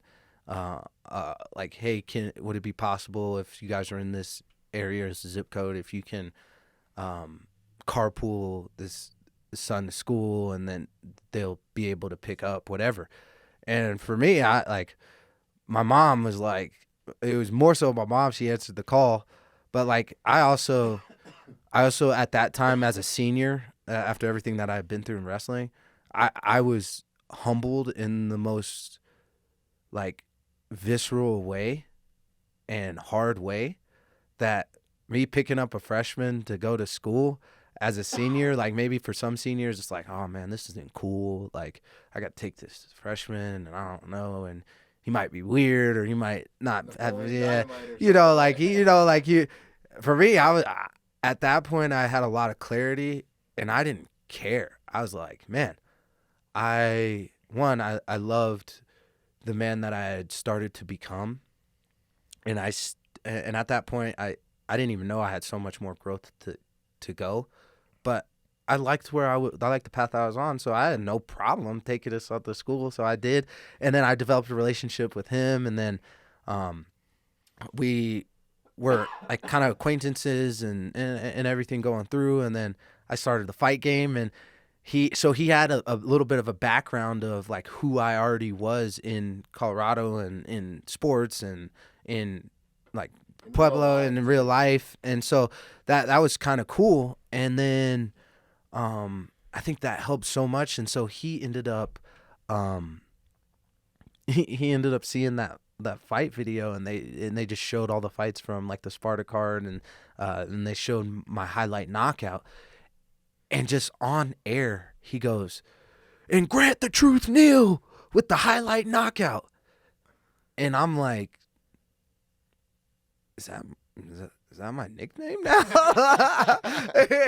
And then he called me and he was like, "Hey, we put your highlight on Altitude Sports. Go and watch it and all that stuff." And I watched it. I was like, "Yeah, is that my name now?" And a lot of people ended up seeing that knockout, and a lot of people happened to see it on Altitude Sports, which is I don't know how many people watch like the late night play like sports calls and stuff. People is it still on? I think it the knockout is still on like YouTube and stuff. Okay. And I don't know the way that Altitude, I think they're in like a big lawsuit with like Comcast or something there. So I don't know where their stuff is. Like we couldn't even watch like half the Nuggets games this season. Really? So I'm is just Let's go of, Nuggets. Yeah, you had to have a certain connection to get Altitude Sports to watch it. So like if you had like Comcast or whatever, you couldn't watch it. And so like yeah, and so that being said, that's the Nuggets. So I don't know if you would be able to find my amateur fight. Well, maybe it's on YouTube or something. Yeah, yeah, we'll have to look that up here eventually. So I guess at some point out of your high school career, you had to make a decision whether to go play football or to go wrestle, right? Or yeah. Did you go for both? Or, I mean, did you have schools recruiting you for both? So the funny thing, so I had a different coach from my junior year. I had a different head coach. So I had 3 different head coaches in wrestling. My senior year of wrestling, and the funny thing is I hated wrestling. No, I tell people all the time, they're like, "Oh man, you must have loved it. You were a 2-time state champ, all this stuff. You never quit." No, to this day, like I hate wrestling. Like I hate it, but I love what wrestling does. I love the outcomes. I love the man that it makes you. And now women are really getting into wrestling, and I think it's really there's so many girls right now. Yeah, I think girls wrestling is phenomenal, and I'm a big advocate for it. And I think I'm too. I think it builds strong women with really good values, and it allows women to actually just the self-defense, man. Like, self-defense, but it also allows women to be strong and women to be women in communion with other women. You know, like, so wrestling, like in just any male sport, there's so many avenues for us men to be in communion with other men, and it's celebrated. But there's not like, unless you're like very skilled or talented, for women, there's not that many outlets outside of, if you're really tall, you play basketball. If you're really fast, you run track, or you play soccer. Like, or if you're tall, you play volleyball, you know, like. Right. There's not a lot of outlets for that in between for just women that want to develop themselves, you know, as women and become strong women. And now that they have an outlet to where they don't have to wrestle guys, and it's an individual sport. It's an individual sport, and you don't have to wrestle guys now, and you can just wrestle women. Well, even the women in MMA, man, has been amazing. Yeah, like, it's awesome. It's crazy. It's awesome, but like and so I think that. I think it's great, but yeah, I was like, I think I back to it. I didn't want to wrestle in college. I knew it. I had a lot of schools reaching out to me. I had scholarship offers and opportunities to wrestle at the next level in college, but I was a football player. I was a football player that hated to lose, and that's why I wrestled. And the choice in football, I was doing really good, and I know, and I still know to this day, I was a Division I caliber football athlete. I got injured my junior year, which is the biggest recruiting year of football. And as soon as I got injured, I had a lot of interest from a ton of different schools my junior year. I got injured the second game of my junior year. And it was an injury that required surgery, and the surgery was still kind of like... What was the injury, if you don't mind asking? So I tore my syndesmosis tendon in my ankle, which is the tendon that attaches your tibia and your fibula together, and it attaches right here, so they don't pull apart. I tore that. So a high ankle sprain is where... How painful was that? Well, it's like a high ankle sprain. Yeah. So that's the pain, and so it's a high ankle sprain, but instead of it just irritating that ligament, it completely tore through. So I had to have a tightrope surgery on that, and I didn't know what was going to go on with that, and like that was a very difficult situation in my life and time in my life, and I think that factored into me wrestling my junior year too. Because I knew that I only had 2 games on tape for football, but I knew that some way I would be able to show these coaches my physicality in wrestling. And it's funny, like There's nothing more physical than wrestling. Yeah. So a lot of these coaches that didn't even know much about wrestling, I would have them got coaches that were on visits, because wrestle or duels were on like Thursdays, and usually a recruiter will come and see you on Thursday for football. So all the recruiters that would come and see me for football, I would have them come to a wrestling match on Thursday and watch me compete and perform there. I had a good relationship with the running back coach for USC. His name was Tommy Robinson. He brought me out there, recruited me. I had all my eggs in that basket. Damn, dude, that's crazy. And I wanted to play at USC. And I'm getting ready for signing day, and Tommy Robinson had to call me and tell me that their scholarships got cut down because of the Reggie Bush scandal, and that was the year that all came down, which is crazy now to think about it, because now wouldn't even be a scandal. Like, you can get paid now as a college athlete. Right. So it's not even – but I wasn't going to be one of the scholarship athletes that they picked. And that was really hard for me to hear. It tore me up. I felt broken, and because I was already committed to that, and I knew that that's where I was meant to be, where I was going to go. The only thing left on the table were some lower grade Division I AA schools and really high grade Division II schools.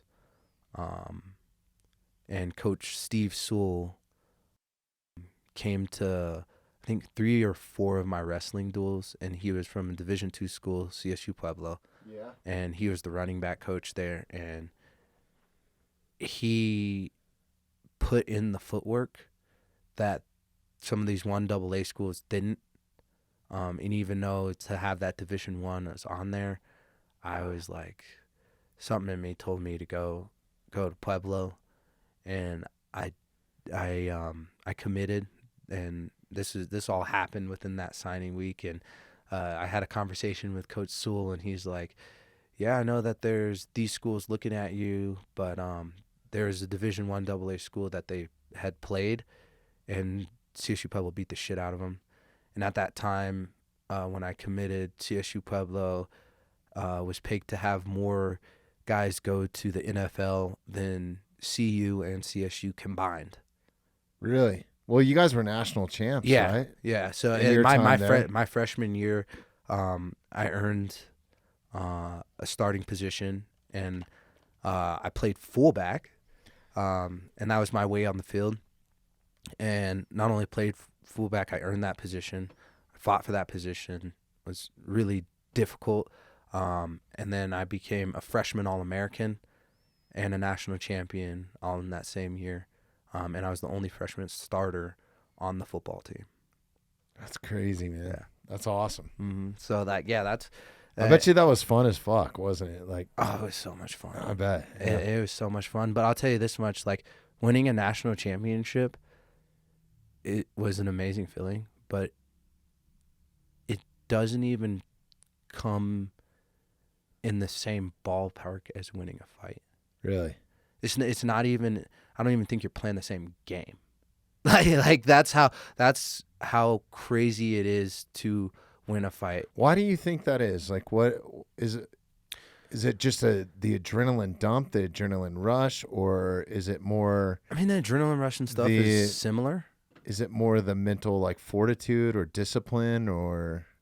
I mean, it was all similar because our national championship team had discipline. Like, we all were there in the summertime. We all did our best. We weren't abusing substances. We took it very seriously. We held each other accountable. So important. We were truly a team. And not only a team, but we expected a lot out of each other. And it wasn't like my running back coach, Steve Sewell, he hadn't said a cuss word since 1990s, and it was at a concert, and he said "damn," and he never rose his voice. I'm sorry if you're listening to this podcast, Steve. Yeah, yeah, no, and he never rose his voice, like. But we were the highest. Our running back room had the highest production on the entire team. That's incredible. Behind me, I had a 2,000-yard running back. Behind me, like I'm blocking for it. I'm on the field sometimes more than he's on the field. There was games where I played more plays than our running back. Of course, man. That fullback position is no joke. But I wasn't just like just a fullback. I was a utility. Like I was a better pass blocker than everybody. I could go out and shoot. I wasn't even the best like catcher like in practice. Like I don't know what it was. I was terrible at like just catching the ball. Like I would just get in my head. I would get the whoops, like the ups, like I'd just get like all in my head about it. But like game time is crazy. Like I'm sure. Like I'm not letting you down. I don't care. And like we had even one play when we played a Division I team, Sam Houston State, and they had the longest Division I home winning streak, and we were going over there to get beat, and we just at this national championship year we spoiled the party, and they shut the scoreboard off on us. It was like 49 Really? or 49 to like 12 or something. Like it was Texas football. Yeah. Like they shut the scoreboard off on us, but in that game, like we had a backside play that I was just supposed to be a decoy, and the reason I was supposed to be a decoy is because in practice, I literally dropped that week of practice. I dropped everything that the quarterback threw at me, and in the pregame meeting, like our offensive coordinator is like, Bonner, whatever you do, do not throw the ball to the fucking fullback. and he threw me the ball, and it was a huge first down that started an onslaught. Like I think it was like probably a 20 or 30-yard catch, started an onslaught, and we murdered that That's team. awesome. But yeah, so no, like trust me, I've been humbled in so many ways, and I'm not gonna sit here and say I was the greatest football player ever or anything like that, or but one thing that I had that I know that not everybody has is one, I had that competitive drive, that refusal to lose, the mentality to get up after being knocked down, and the willingness to do what it took. And I think that's why I had success in football. And I think those traits would have allowed me to be a very successful NFL football player if that was in my plans. Yeah, I don't doubt that by any means. I think anybody that steps into the octagon could perform almost at any sport. Maybe not to the physical stature, right? Like, of some of these NFL players are huge. Like having Derek Wolf walk in here is unbelievable. Derek Wolf's a Viking. Yeah. You know, like, and like he's just got something about, he is a Viking, man. Like sitting here with this interview, like I feel very comfortable with you. Derek made me a little uneasy, man. He has these eyes that like, he's just an intense human. Like he's looking at the back of your skull, and he might be thinking like, I wonder if I could rip Bobby's spine out right now. Like, and he'll tell you that, you know, like you don't know, like that's just his mentality. I saw that. I saw the lion that he got. I'm like, oh man, I was like, you're a big human. That's a freaking enormous cat. Congrats. And he's putting all that effort into hunting now. It's so cool. I love seeing his success, man. And like, just, I'm so fortunate I got to be there for Super Bowl 50. Like I was on the sidelines with the line of work that I'm in. Like it was fucking incredible, man. And then to have him come in as a guest, he was super rad. But what I'm getting at is I think that's a guy that could transfer to MMA, right? Like that sort of mindset, mentality. He's a huge individual, right? Like, especially they would have to probably make a different weight class. Yeah, like he couldn't go into heavyweights, right? Like, there's no way. You'd have to cut way too much weight. But like, if they made that next division, like the ultra heavyweights or whatever it was, or just change the weight class, and they do have, and like some organizations do have like super heavyweight, or they'll make that weight class. But like even guys like Ngannou, like Ngannou has to cut viciously. He has to cut like he has to make a weight cut to make heavyweight, which is 265, which I honestly don't agree with, and I might get some flack from the MMA folks out there, but like if you're a heavyweight, like I don't think there shouldn't be a limit on it, you know. And the reason they put that limit out there, I think initially, was because they didn't want guys showing up there just sloppy. That happens in high school wrestling. Yeah, because I was always a heavyweight, and there was guys that showed up in shape, and there was guys that showed up that were Job of the Hut, and you were like, God, you didn't know what. And it was that's I think one reason why I didn't like wrestling, honestly. Yeah, because I felt like all the other weight classes, the guys were in shape, like you kind of had to be, you know, or in some and then sort in of heavyweight, like it's like. Oh, I used to. So I could understand that. I used to hate the heavyweights. Yeah. It used to piss me off, and there was sloppy heavyweights. There's some heavyweight. Oh, there's been phenomenal, great heavyweights in Colorado history. Like one of the heavyweights I coached at Regis. He's won in the last 10 years in Colorado history. That's going Big Ten. One of two. He's going to Northwestern. That's awesome. Yeah, his name's Dirk Morley, so you guys look out for him. But he's a heavyweight here out of Colorado. But he's absolutely stacked. Like he's a unit. But like and he works hard, and he's got great like work ethic, and that's why he's had success, and that's why he's nationally ranked. But on the flip side, when I was wrestling, there was those heavyweights, even the heavyweight that was on my team at the time. Like I would just look at him, and he would just be eating freaking McDonald's and donuts and stuff, and we're over here suffering like because he doesn't even accountability. Right? He doesn't even have to run the sprints hard because he's too big. He's there to fill a spot. It's almost like there should be something based on height. Yeah. Right. Like you have to, if you're a certain height, but then how do you know? But then how do you know? Because then you might just get like a freaking absolute unit in a tank that is and he's got great work ethic, and he's super athletic, but he might be shorter, and he might be over the 265, you know. So like, I think it would be hard to put a say on that, but I think the 265 limit, and I have to do my research on it but my intuition says that they probably made that because of they didn't want that sloppiness that Right. The heavyweights. You don't in need a wrestling. guy that's 320 coming in. Yeah. Well, even Yeah. in high school wrestling, like the weight limit is 285. So like there's Right. guys that are 285 in high school that like look good that couldn't fight in Bellator or the UFC. It's crazy. You know, and pretty a lot of football athletes that want to get into MMA. Oh, they're monsters, man. They're just big dudes, you know? And if And those super football athletic. I mean, Well, if Derek there's- and those guys yeah. train MMA, you know, a little bit. And they did for footwork on the line. or and you stuff. switch the upper weight classes. Like think Yeah. about it. It's 185 pounds, and then there's 205 pounds.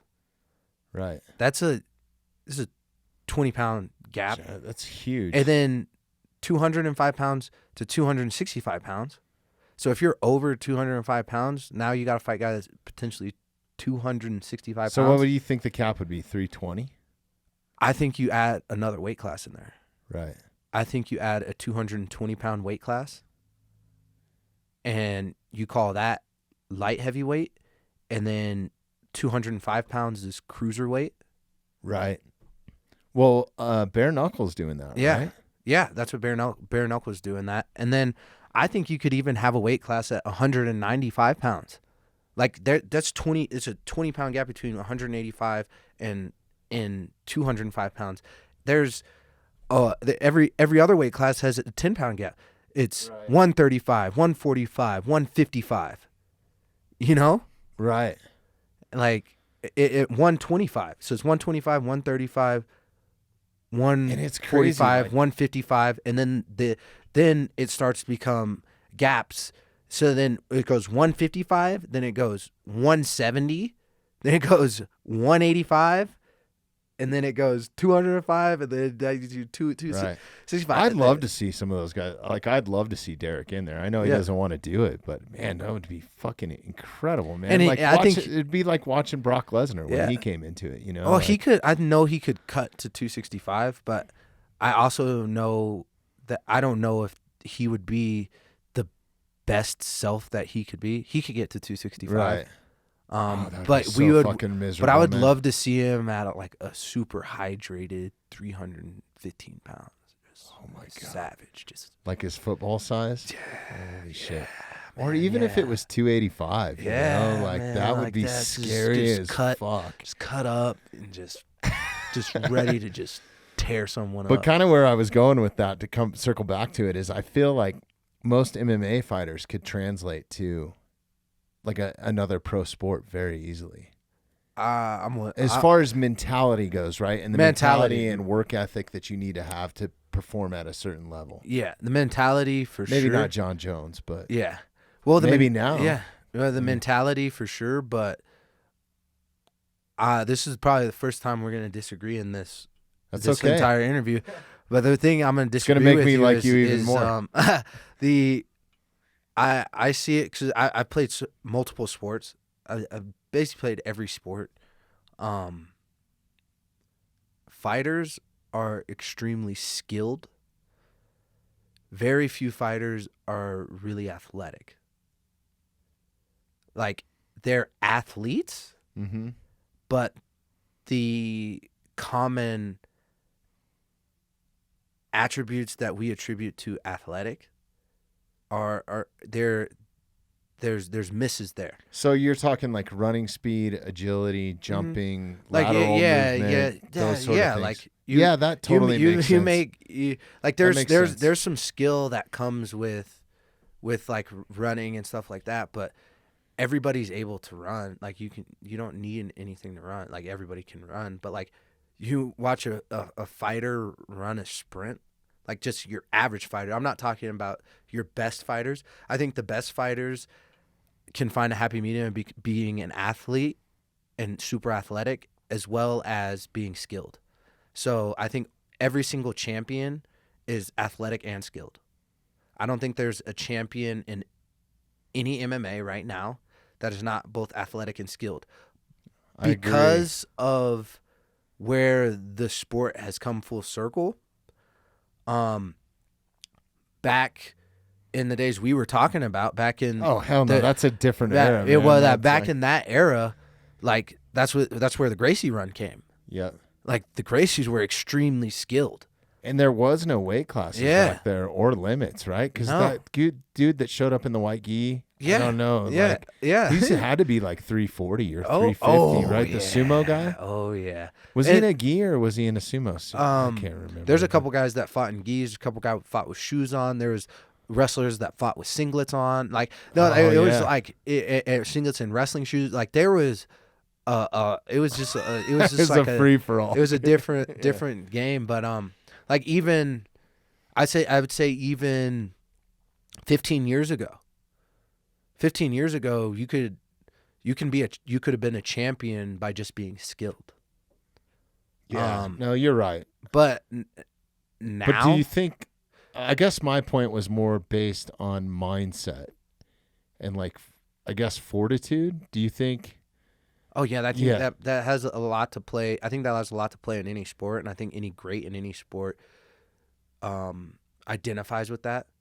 That's why, especially at a pro level. Yeah, that's why the Last Dance, Michael Jordan, his mentality, like he's a basketball player, but his mentality, I identify with.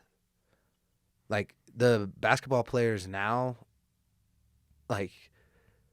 They may be tough people, but the game is geared towards being soft. Like if anything happens, but if you can't, I'm gonna throw some hate at LeBron right now because I went to the Nuggets game the other night and it was like my son was even like, "Why does this guy just cry all the time?" But if you can't act, yeah, you're hurting your team. Like it's almost that's why I can't even hate on LeBron because. Like we were saying, he's playing. The sport has adopted that. Yeah, the flopping, dude, just like soccer. I mean, soccer's the same way. And they need. I think, there's a point to where you're protecting the players for sure, and then there's a point to where, like, if there's an advantage to be had, you best believe that the best players are gonna find a way to take advantage of that. Like, and the rule set, right? Yep. So like that's what the best players do, and so like if your rule set is around me taking advantage of something and exploiting it, I'm the best player in the world. You best believe I'm going to take advantage of that. So, like, people saying that getting mad at LeBron James, like, yeah, you can get mad at him, but this is the game that he's playing right now. LeBron James, when he first came into the league. It's his chess game, right? Yeah, but LeBron James, when he first came into the league, wasn't doing that. But when he first came into the league, it was a different game. It was. And it was a different era when Jordan played. And that's what people get. Hard-nosed basketball kind of. But that thing, it was a contact sport. Yeah. Basketball was very much. There was a Jordan rule.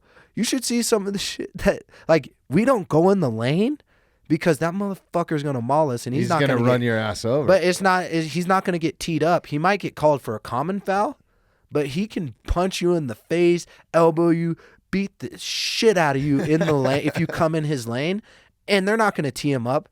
If you look at a guy sideways, they're giving you a technical. Right. You know, right?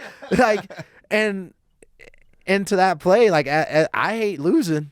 Like, I absolutely hate it. Like, it would be idiotic of me to say that I wouldn't take advantage of that rule set if that's the way that the game was.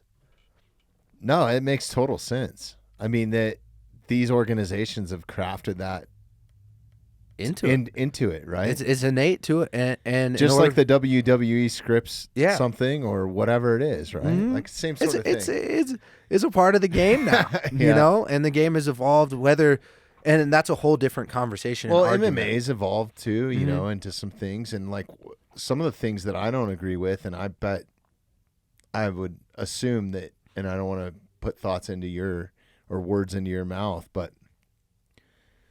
The judging is just, it disgusts me sometimes. And like for you, looking at your record, because I went back and looked at it, and then seeing a split decision and on a fight that I feel like you clearly won. Yeah.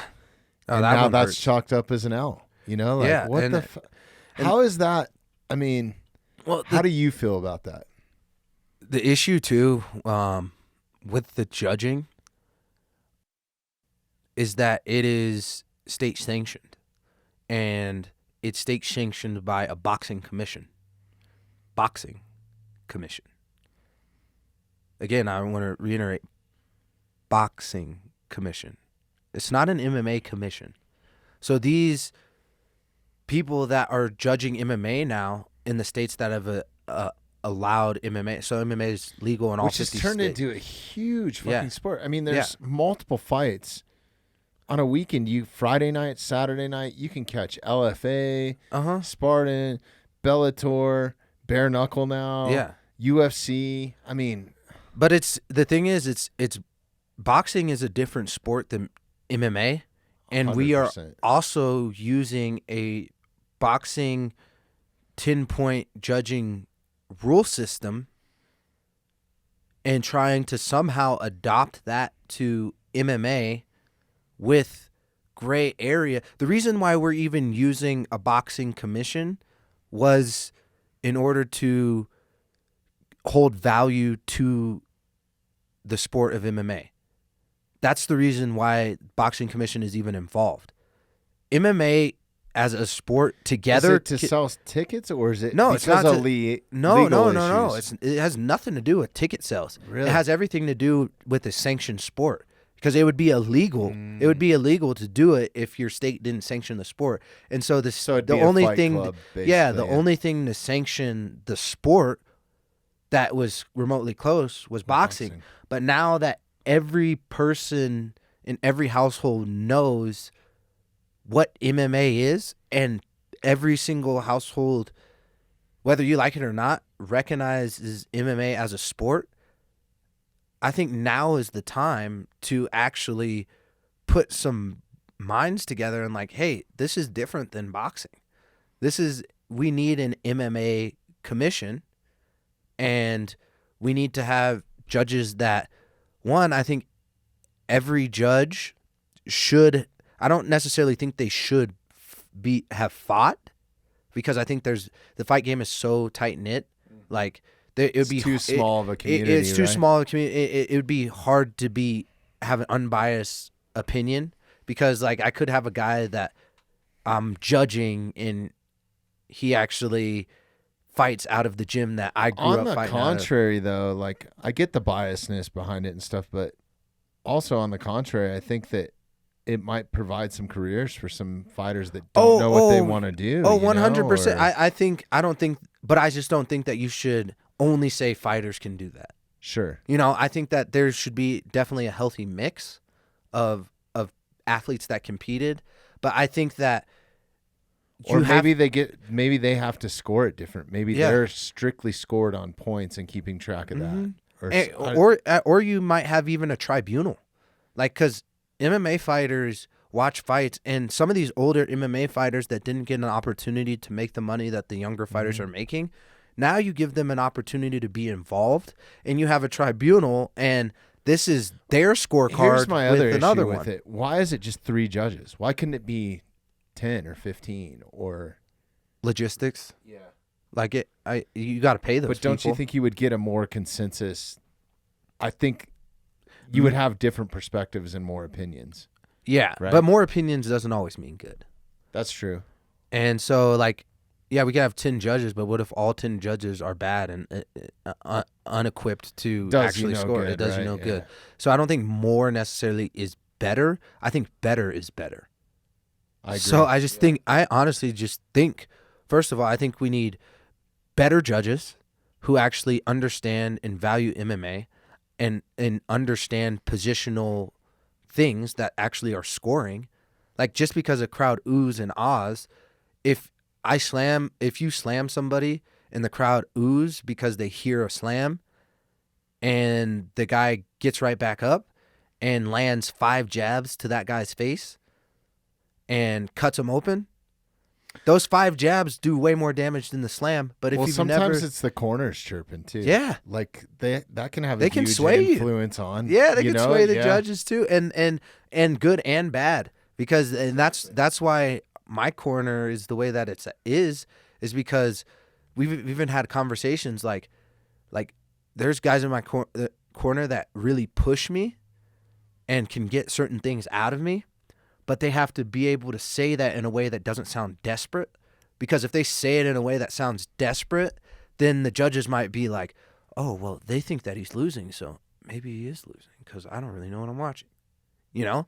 And, from a spectator's perspective only, there's so much going on around you at the fight. It's like, I'm sure that they have monitors in front of them, but like there's so much influence. Like just like going to bare knuckle the other night. Oh my God. And sitting in the first, I think we were in the first like 3 rows or 4 rows or something like that. It's nuts. It's insane. Chaos. When Conor McGregor walks out, like all attention goes to him and not even what's going on in the ring. Like, and you even see like the refs in the ring turn around and look at Conor McGregor like, oh shit, what is he doing? Like, and they might ref or they might judge a different way because of that. And this is a common thing working with security. My role in rock and roll, and some of them, I was a stage manager on some of the tours I was on. Mm-hmm. And so I got to work with some high-level security dudes, and that's actually how I know Bates. Wow. Is kind of from that he was in personal the detail? protection detail and stuff. And it's crazy, like, these paid security guards in an arena, and they don't make a whole lot of money, maybe $20-$30 an hour on the high end. Some of them might make $12 an hour, right? I'm talking about the guys in the yellow coats. Jackets, yeah. They pull all those guys together before an artist walks in the building. So if I was there with Rihanna or whatever, they would be like, okay, so here's what we want. And their head of security, which was normally some sort of former operator, a lot of ex-military guys, just incredible humans. But they're dealing with a lot, especially when you're dealing with a diva. I mean, they're getting death threats. They have photos of people that might be showing up at the show. They're stage jumpers that hop on the stage while she's on the stage to try to go after her. Yeah. And these guys are combating all of that.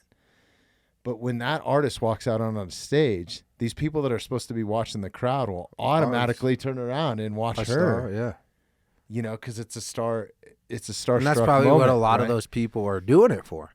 Right. Like, this is a free ticket to a concert. Right. And I get paid to go to these concerts. I could see how that happens in the judging world too. Like in the event, those events are so insane. I mean, these judges. We saw 3 or 4 fights outside of the cage, Yeah. or outside of the ring the other night, just because. But the thing about it is, these judges are paid, and they're paid well. They're paid by the state.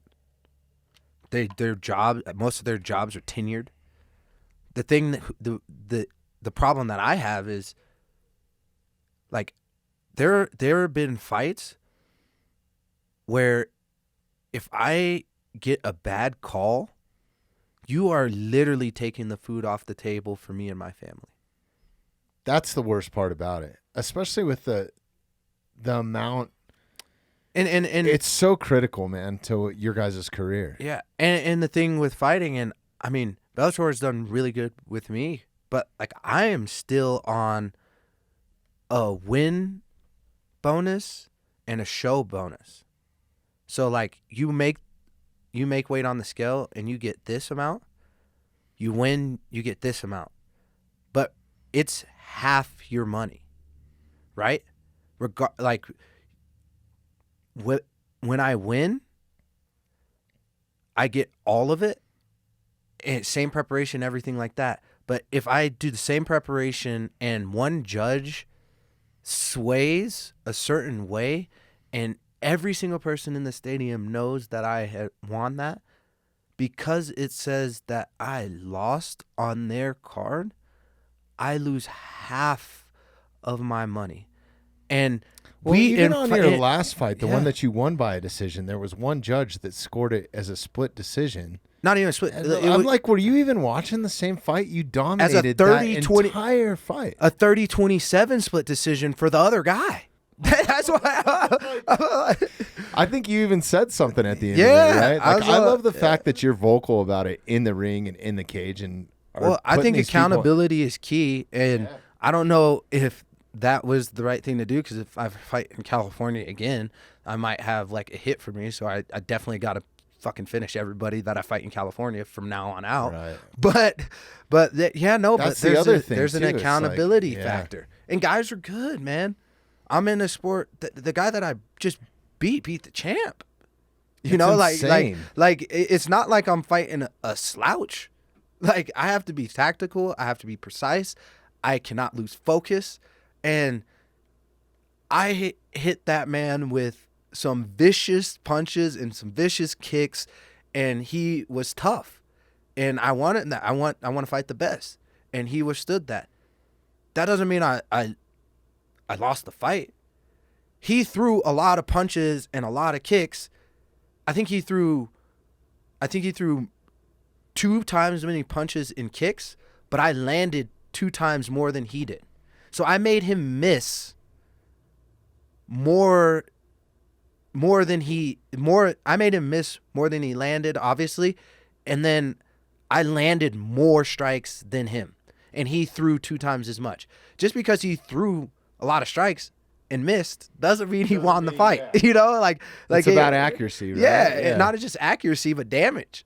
He did damage. There's so much that goes into it. Yeah, that's why you cannot score it on a boxing card. A boxing card. And there's so much more. And if you genuinely don't know what you're watching, you have no right to take half of my fucking money. No, hell no. And at that point, I hadn't fought in a year. So like we don't get paid unless we fight. Plain, point blank, period. I love what I do. I love everything about it. I love fighting. I don't want to give it up. I love that I have an opportunity to make a living with it. But we do not get paid until we actually fight. Wow. And so, yeah, you might see $50,000. You might see $60,000. You might see $200,000, whatever it may be. But that's got to last a year. If you're fighting once a year. Oh, I mean, like not only just once a year. You pay your coaches a percentage. You pay to taxes. Management. You pay management. By the time if you only get half your money to start with, that half turns into a fourth of the money that you thought you were getting. So now you're getting a fourth because a judge gave you a bad decision, and that's some heavyweight right there to deal with. That is hard, and that's pressure, and that pressure makes diamonds. I love it. I love what I do, but I would be way more comfortable knowing that this judge or person takes it as serious as I'm taking this fight. They should, yeah. But unfortunately, they don't. That's it. It's like, I don't know. If you put these people in a lineup, too, it's not like none of them look at. I don't want to judge a book by its cover, but it's not like they're training in jiu-jitsu or something. Heck like no, very few of them, right? Some of them are on power trips. Some of them like literally have the most vicious egos ever. We had a commissioner in New York, and I can't stand this guy. I won't even name him, but you go look up who the commissioner is. But he's on a power trip because he had a lot to do with the new adopted writing of the rules for MMA, and he is tenured in, and he's had a lot of problems with a lot of different fighters. But because he's tenured, nobody can do anything to him. And we had one of my teammates, his name's Brandon Gertz, and you can go and watch him. He's a savage. Yeah. he when he was fighting in Bellator, he had to make 145 pounds, but you get a 1 pound allowance. So he had to be 146 or below. And he gets on the scale and it says that he's like 145.7, and this specific commissioner, like, tells him that he misses weight, and he's wrong there. Like, the commissioner is completely and utterly wrong, and is not paying attention. Like, the scale doesn't lie, right? And he goes, "You missed weight. You're supposed to be under 145 pounds." And Gertz, he's cutting weight. He's like, he hasn't eaten. He's dehydrated, and he goes, "I made weight. This isn't a championship fight." And this is the most calm I've ever seen Gertz in a situation where he 100% has the right not to be calm. And this commissioner proceeds to berate him, and Gertz is like, "Hey, I'll he's like, what do you want me to do? Get naked right here? I'll take off my underwear right now and I'll get back on the scale. Like, is that what you want? Like, what do you want to do? You want to just see me naked? Like, what do you want to do? Because he didn't know the rule book, right? He didn't know that. Well, the commissioner made a mistake. And I understand people make a mistake. Like, but, and then after Gertz said that, he says, oh my gosh, this is why I don't want fighters cutting weight. Fighters are the worst, and you need to hydrate well. And he was like going on an absolute tyrant power trip craziness, and he was wrong. Wow. And the internet had a heyday with it, and he ended up having to he called and apologized to Brandon. Good. But he didn't really apologize. It was like, well, the championship weight is 145, and that's what I was looking at. And he didn't really even say sorry. And these are the times, and he's the head of commission for the New York Athletic Boxing Commission. And he's in charge of all this stuff. He didn't even apologize. Wow. He didn't even really apologize. And he said, like, he makes crazy rules. He's like, there's so many. Your corner's not allowed to cuss in the corner. I'll fine you if your corner cusses. If your corner yells too loud, I'll fine you. I'll fine the fighter. During COVID, he was like, if any of your corners are seen out at a restaurant, I'll fine you. Like, this dude is a nut job. Wow. And these are the type of people that are in charge of whether I get paid or not. Yeah. Crazy. And with as many organizations and as much money that's coming into it on the pay-per-view side, there's got to be something that's got to be done. I mean, this has turned into a major You don't have fights without fighters. 100%. Plain and simple. And unfortunately, people don't have to get that, because there's always going to be like UFC has made a phenomenal product. Bellator has made a great product. Like, there are always going to be people that are willing to fight for less money than you feel like you're deserving, and they might get a lesser of a product. But now MMA is so big that people, regardless of the type of caliber of athlete that is being portrayed, people are still going to watch fights. And I love it, man. I love watching it. And these companies know that. So, like, if you are going to stand up for a fighter pay, or you're going to take a stand, like kind of like Ngannou did, and he got blackballed. Like, somebody else is going to take your spot. Somebody's going to take your spot. Mm-hmm. And, and don't let somebody like me or somebody else say anything about it. Like, I got to be real careful, Right. Like, and because I know where my bread is buttered, and that's hard. But, like, if you want to help fighters, like, if you see fighters that you like and you own a big company or you do something, you need a sponsor mogul like Dana White or something, to step up and be like, hey, we got to change this shit. Like, what incentive is that to Dana to change it? There's no incentive for him to change it. Right. Like, if you're looking at it from a shrewd business person, like, at me as like someone who's really heartfelt, and like, I'm like, man, none of these fighters should be treated like that. Like, if I own that business, yeah, like I'm like, you guys are gonna eat before I eat. Yep. Because I know like what you guys go through, but like, there's no incentive for that to change. Like, there's nothing, because from a business standpoint, no, it's gonna fucking There's gonna be the like UFC. growing pains and all kinds of shit. It's the people UFC. Know the people aren't system. gonna like. There's gonna be good enough fighters to carry that product on forever, and they can always market that they produce the best fighters in the world. And right now, it's getting kind of scary because a lot of their fighters are going to different organizations, and those fighters are getting beat in other organizations, which isn't good for the company. Well, the Bellator light heavyweight division right now, I mean, it's all everybody in there is just former UFC guys, and crazy. But they also said that Bellator is the most that they've ever gotten paid, best they've ever been treated. And that's incredible. like, that's wild. Yeah. And there are phenomenal perks with the UFC. Like the exposure is great. Like, dude, I have like 4,000 followers on Instagram. Like people don't know who I am. I'm number 4. I believe I'm the number 4 in the entire world. Like you look at the light heavyweight division in Bellator and you look at the light heavyweight division in the UFC and you put them match for match, ranking for ranking against each other, and we win.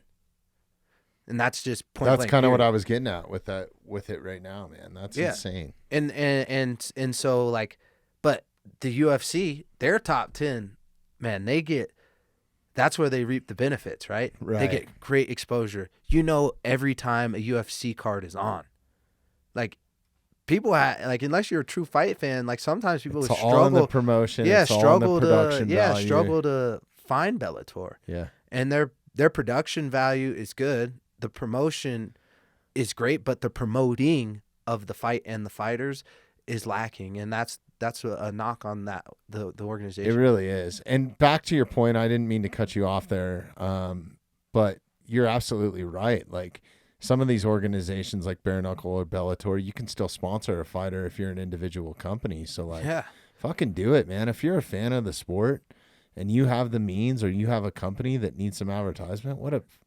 and even if it's like, even if it's unbegrudgingly, like you might see a fighter that you really identify with. You might see a fighter that like means something to you. And if you own a company, like don't fucking sponsor that golf tournament that you sponsor every year that you have a set amount of money for. Go sponsor a fighter. How cool is it to see a gladiator wearing your brand or a gladiator representing your company? I mean, just even the friendships that I form in here. Like, I guarantee you, whenever there's a Grant Neal fight from now on, I'm going to be watching. That means, I probably watched before, but I fucking love you as a human. And it's like, I'm so much more invested in you as a person now because of that, you know? Like, so like when you put your own little stake in it, I think it helps. And if it helps you guys and helps the sport in general, like fucking do it, man. You're absolutely right. It's awesome, man. And like you said, we're people. Yeah. Like, yeah, we can turn on a switch and we are gladiators, and like we're doing our best to represent you and your company the best that we possibly can. And like you said, anything could happen in there for sure. But regardless of what happens in there, knowing that you are sponsoring an athlete that is 100% about you and in your corner, like that's and so especially cool. somebody like you that's humble, well-spoken, doesn't fly off the handle, like you know. Yeah, like, I'm not super uncommon, man. There's a lot of fighters that are like me. That's the thing, and that's what we were talking about at the beginning of this. Like some of the people that we were hanging out with the other night. NFL football players, super humble. Former Navy SEALs, like high-level Navy SEALs, not just Navy SEALs, like like the elite, right? Pro fighters. Yeah. Who else was in there? Like some hunting outfitters. Like there was all walks of life. Some podcast hosts, but I didn't see one bad thing happen at that after party, and everybody was humble. Everybody was getting along. Everybody was having a great time. And every conversation that I had there, I honestly enjoyed. Yeah, it was awesome. Yeah. Like how many I've had a lot of fighters in here, and I don't think I've had one egotistical fighter come in here. Like normally when a fighter walks out of my life or I walk out of theirs, I feel like I need to be a better person because they were a great example. And I feel that with you. I feel it with the coaches, especially like having Coach Mark Montoya in here, and like he's been on several times. And I know you don't train at the same gym. Or Coach Luke, like all those Coach guys, Luke man, was they're just fucking amazing. You know? Coach Luke was brought up by my coach. Yeah, you know, Jake Ramos. So awesome, like, man. You gotta get him in here. Like it's cool having just different perspectives. Yeah, and man, like it's hard. I want to have them all. Yeah, like I want to have you all at the same time. It's like this growth thing. It's like I want to do so much more. I love this so much, man. This is so great. Yeah, I believe in you, and whatever you want, man, it definitely will be granted. You know, like you Thanks, man. you have a beautiful soul, and you're a great person, and man, like That's just why stay I feel really steadfast. connected with you too, man. Is like you can just tell right away. Like I knew the moment I shook your hand and met you, and like within the first like 30 seconds, I was like, man, I want to know more about Grant. Like, who is this guy? You know, like, and I knew who you were, but I didn't know who you were. You know, I was like, Yeah. oh fuck, I've seen him fight before, and then, you know, having you in here is so great, dude. We're coming up on 3 hours. We got to wrap this thing up here pretty soon, but I don't want to rush out of here either. Bellator, number 4 in the light heavyweight division right now. What's next, man? I mean, is it a title shot? Like, is there anything on the books, or what's what's going on? I think this is you're gonna be the breaking podcast on what kind of is Some going insider on. information here. Going on next. So if you guys stayed for this long, man, you guys you deserve it. You guys get a little treat. But right now in my career, with the way that the light heavyweight division is, there's a lot of phenomenal fighters that make a lot of money, and all those guys that are ahead of me, like, they make like a lot more money than I do, and they've earned it, and I want to fight those guys 100% for sure. But unfortunately, those guys, because of that, and they paid their dues, man, they only got to fight like one time a year, and unless I continue to fight back in the rankings and potentially even start to lap guys that I've already beat or passed, I won't be able to fight as frequently as I absolutely want to. That being said, I think there also is another opportunity for me in a fresh division at 185 pounds that I know that I can get to. Okay. And it's been a journey, but we did a mock cut, and it went really well. And I know that I can not only compete at that division, but I believe I can be the champion at that division.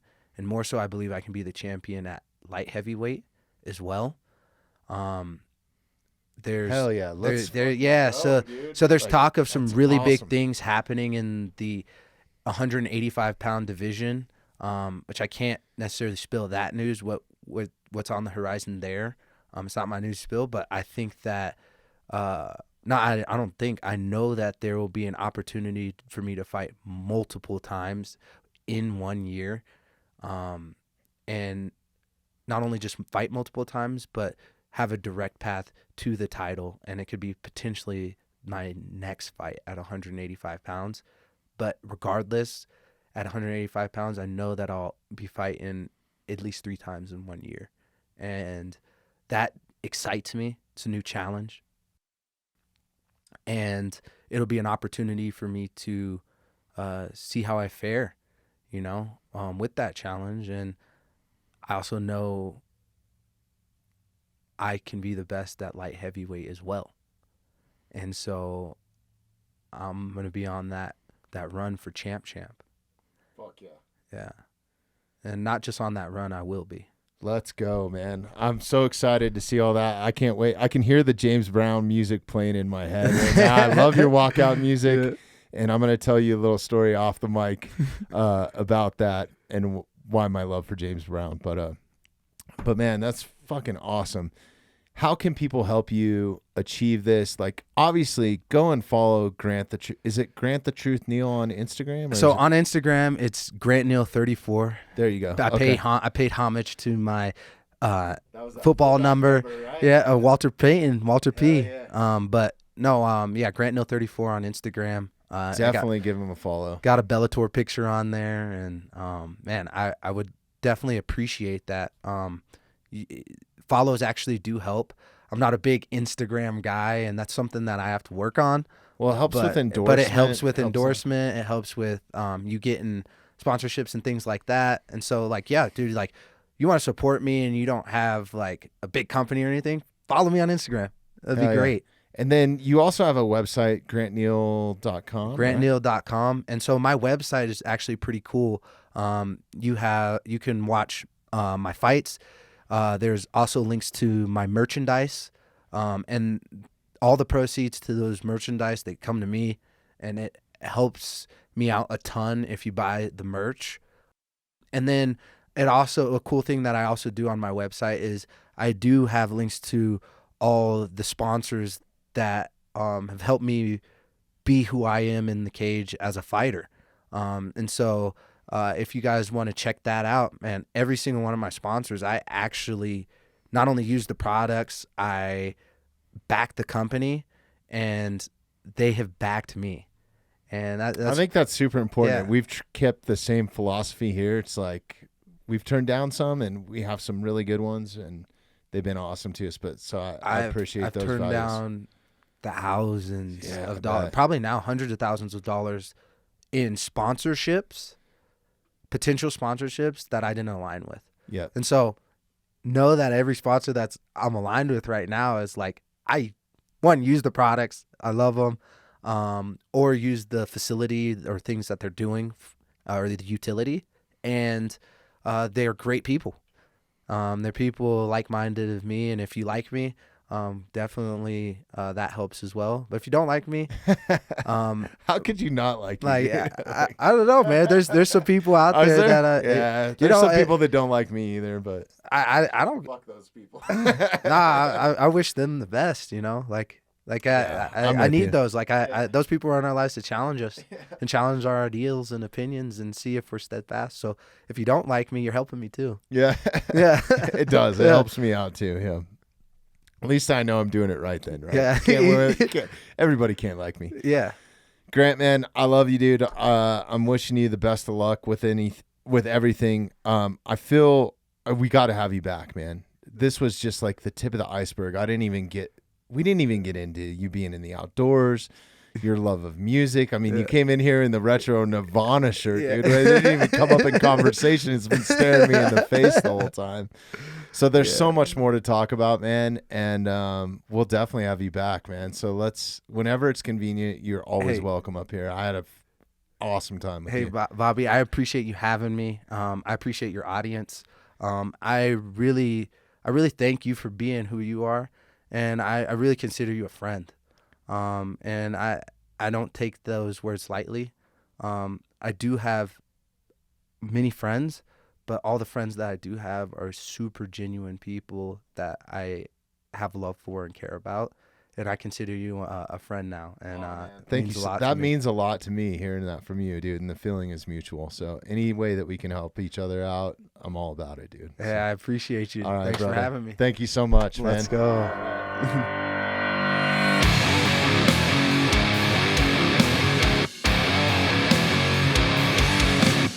Thanks for listening to the Mountainside Podcast. If you haven't had a chance to do this already, please take a moment, follow, like, subscribe, or rate on whatever platform you catch the Mountainside Podcast at.